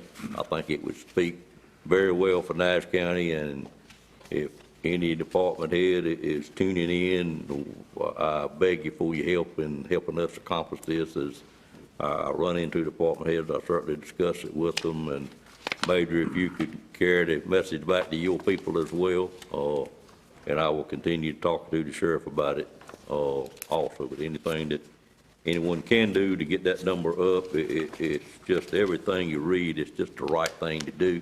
We definitely need to get our people vaccinated, and I'm curious to see what the numbers look like after I know there were quite a few gatherings, including myself, over the holidays with a large number of people. So if you would just keep talking it up as much as you could. And then, as Commissioner Outlaw stated, we did have another member of our family that I was going to speak on that passed away. Maybe not totally unexpected. It was unexpected to most of us on the board, I think.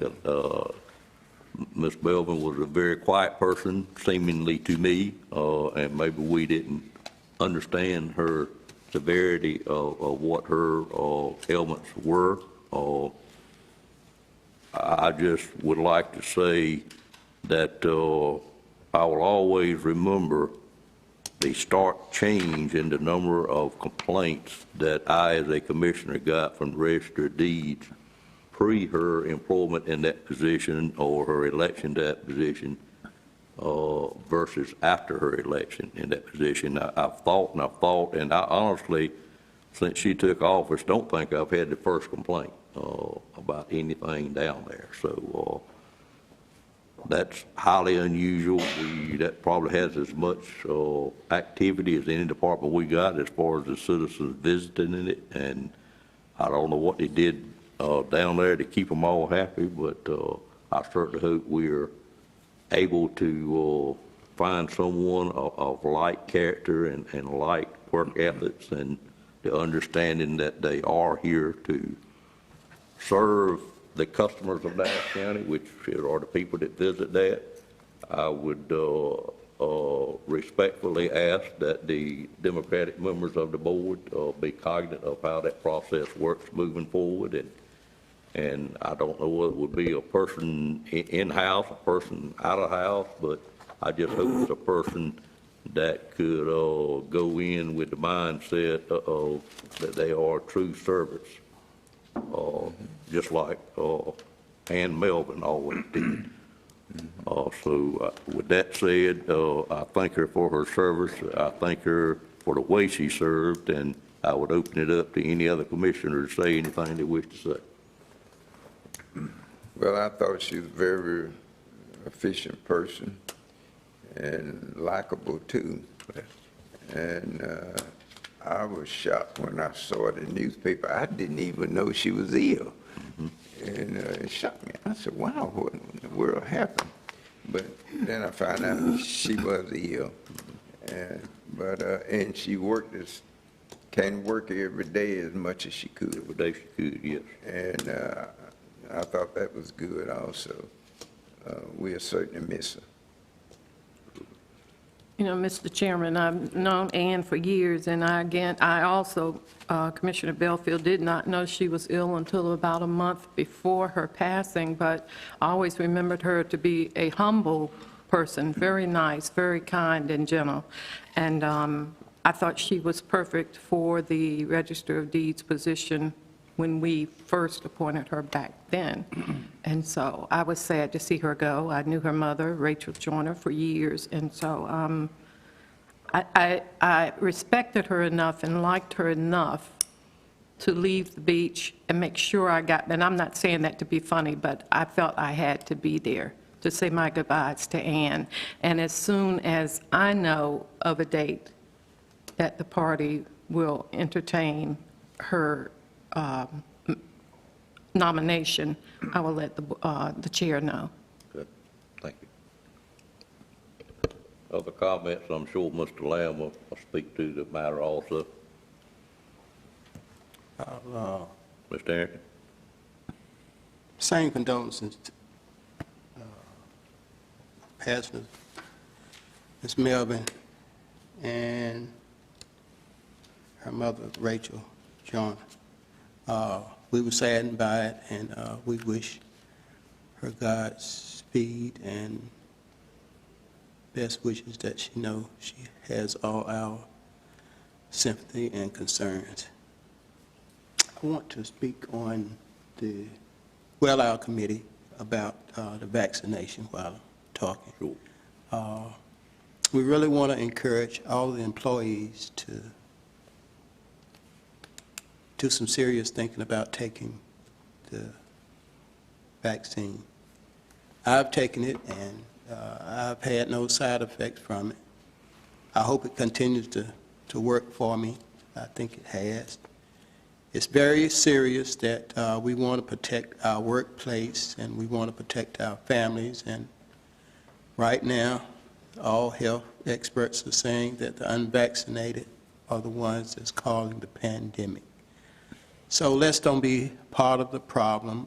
We as commissioners, we all have taken the shot, and I haven't heard any of them complain about side effects. I hope there haven't been. We've offered the shot is free, and we're also offering an incentive to encourage you to take the shot. So be very serious about the effects of the rest of the people that you might infect, and please take the vaccine. Thank you, Commissioner Arrington. Well said. Anyone else? I will turn it over to Mr. Lamb for his report. Thank you, Mr. Chairman. Just a few things today. The Land Use Development Plan Committee continues its work, and we'll have a kickoff meeting this Thursday with the vendor that has been retained by the county.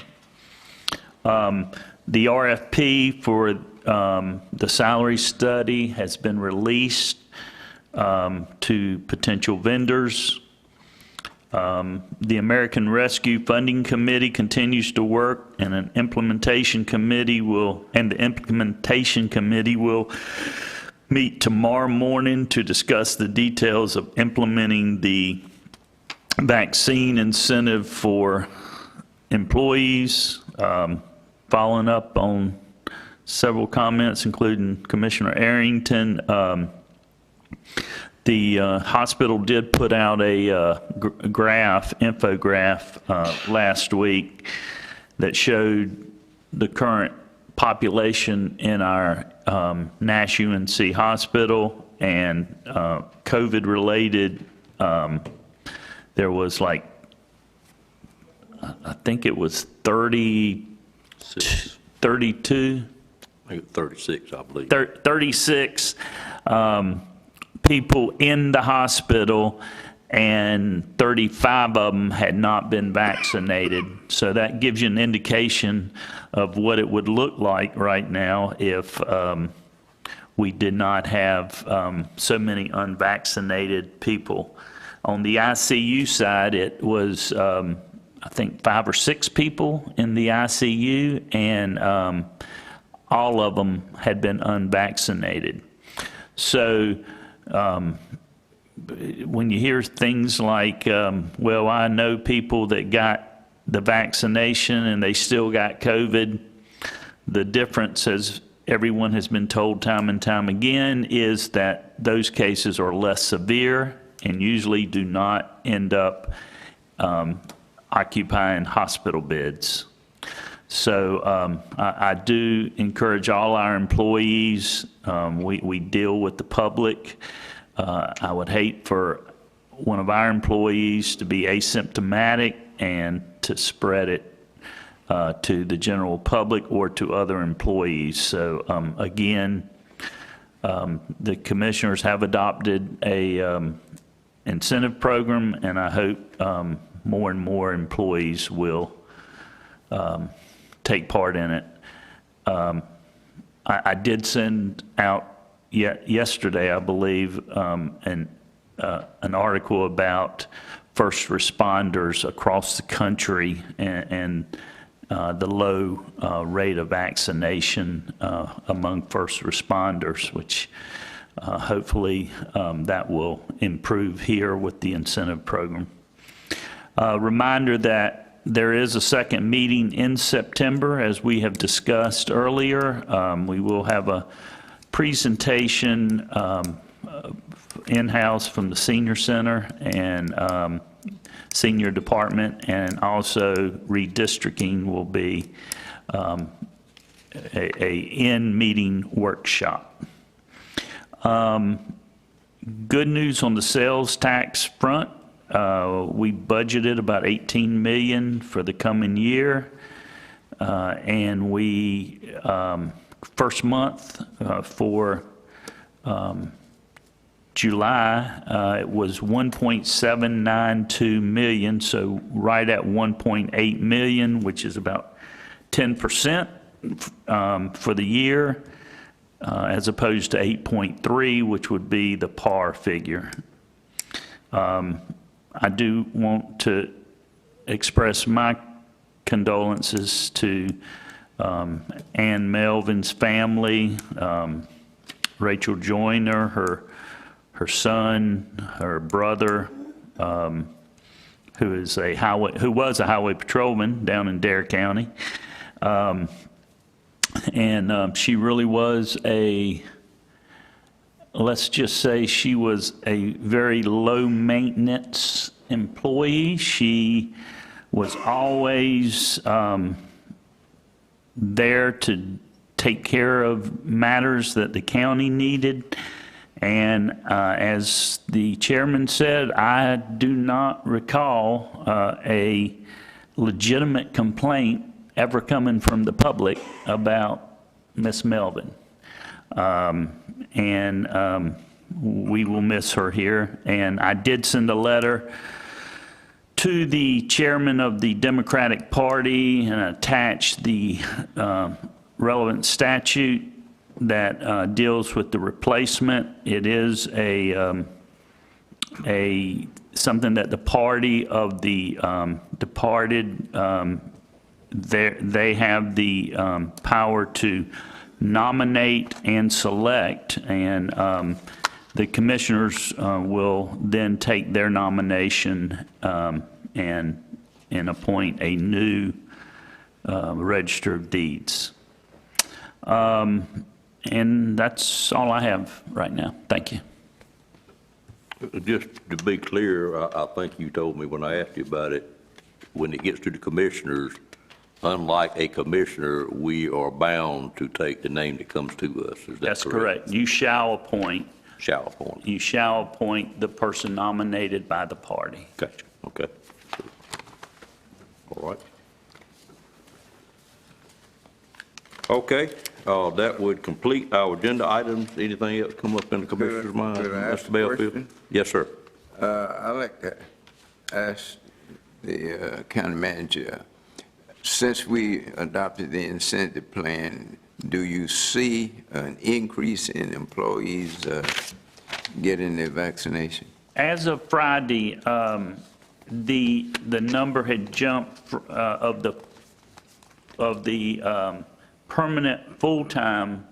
The first time we did the baseline, we didn't include part-time and temporary full-time and part-time.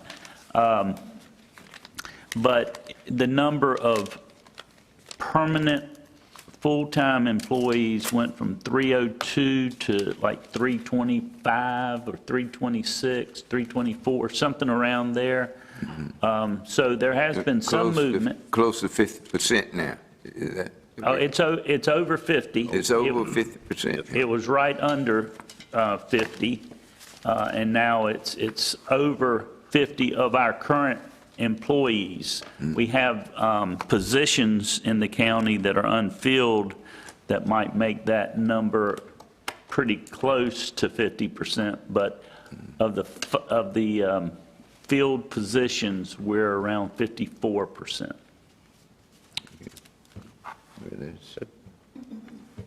All right. No other comments. I'd entertain a motion to go into closed session at this time. In the closed session, we do have lunch in the back for us. Are we okay to meet in the conference room? Is that okay with the board? It's okay with me. Okay. All right. So you do have lunch served back there. And the closed session is for economic development, of course, matters of attorney-client privilege, and personnel. So entertain a motion this time to go into closed session. Moved by Commissioner Wilkins. There a second? And a second, Commissioner Combs, in discussion.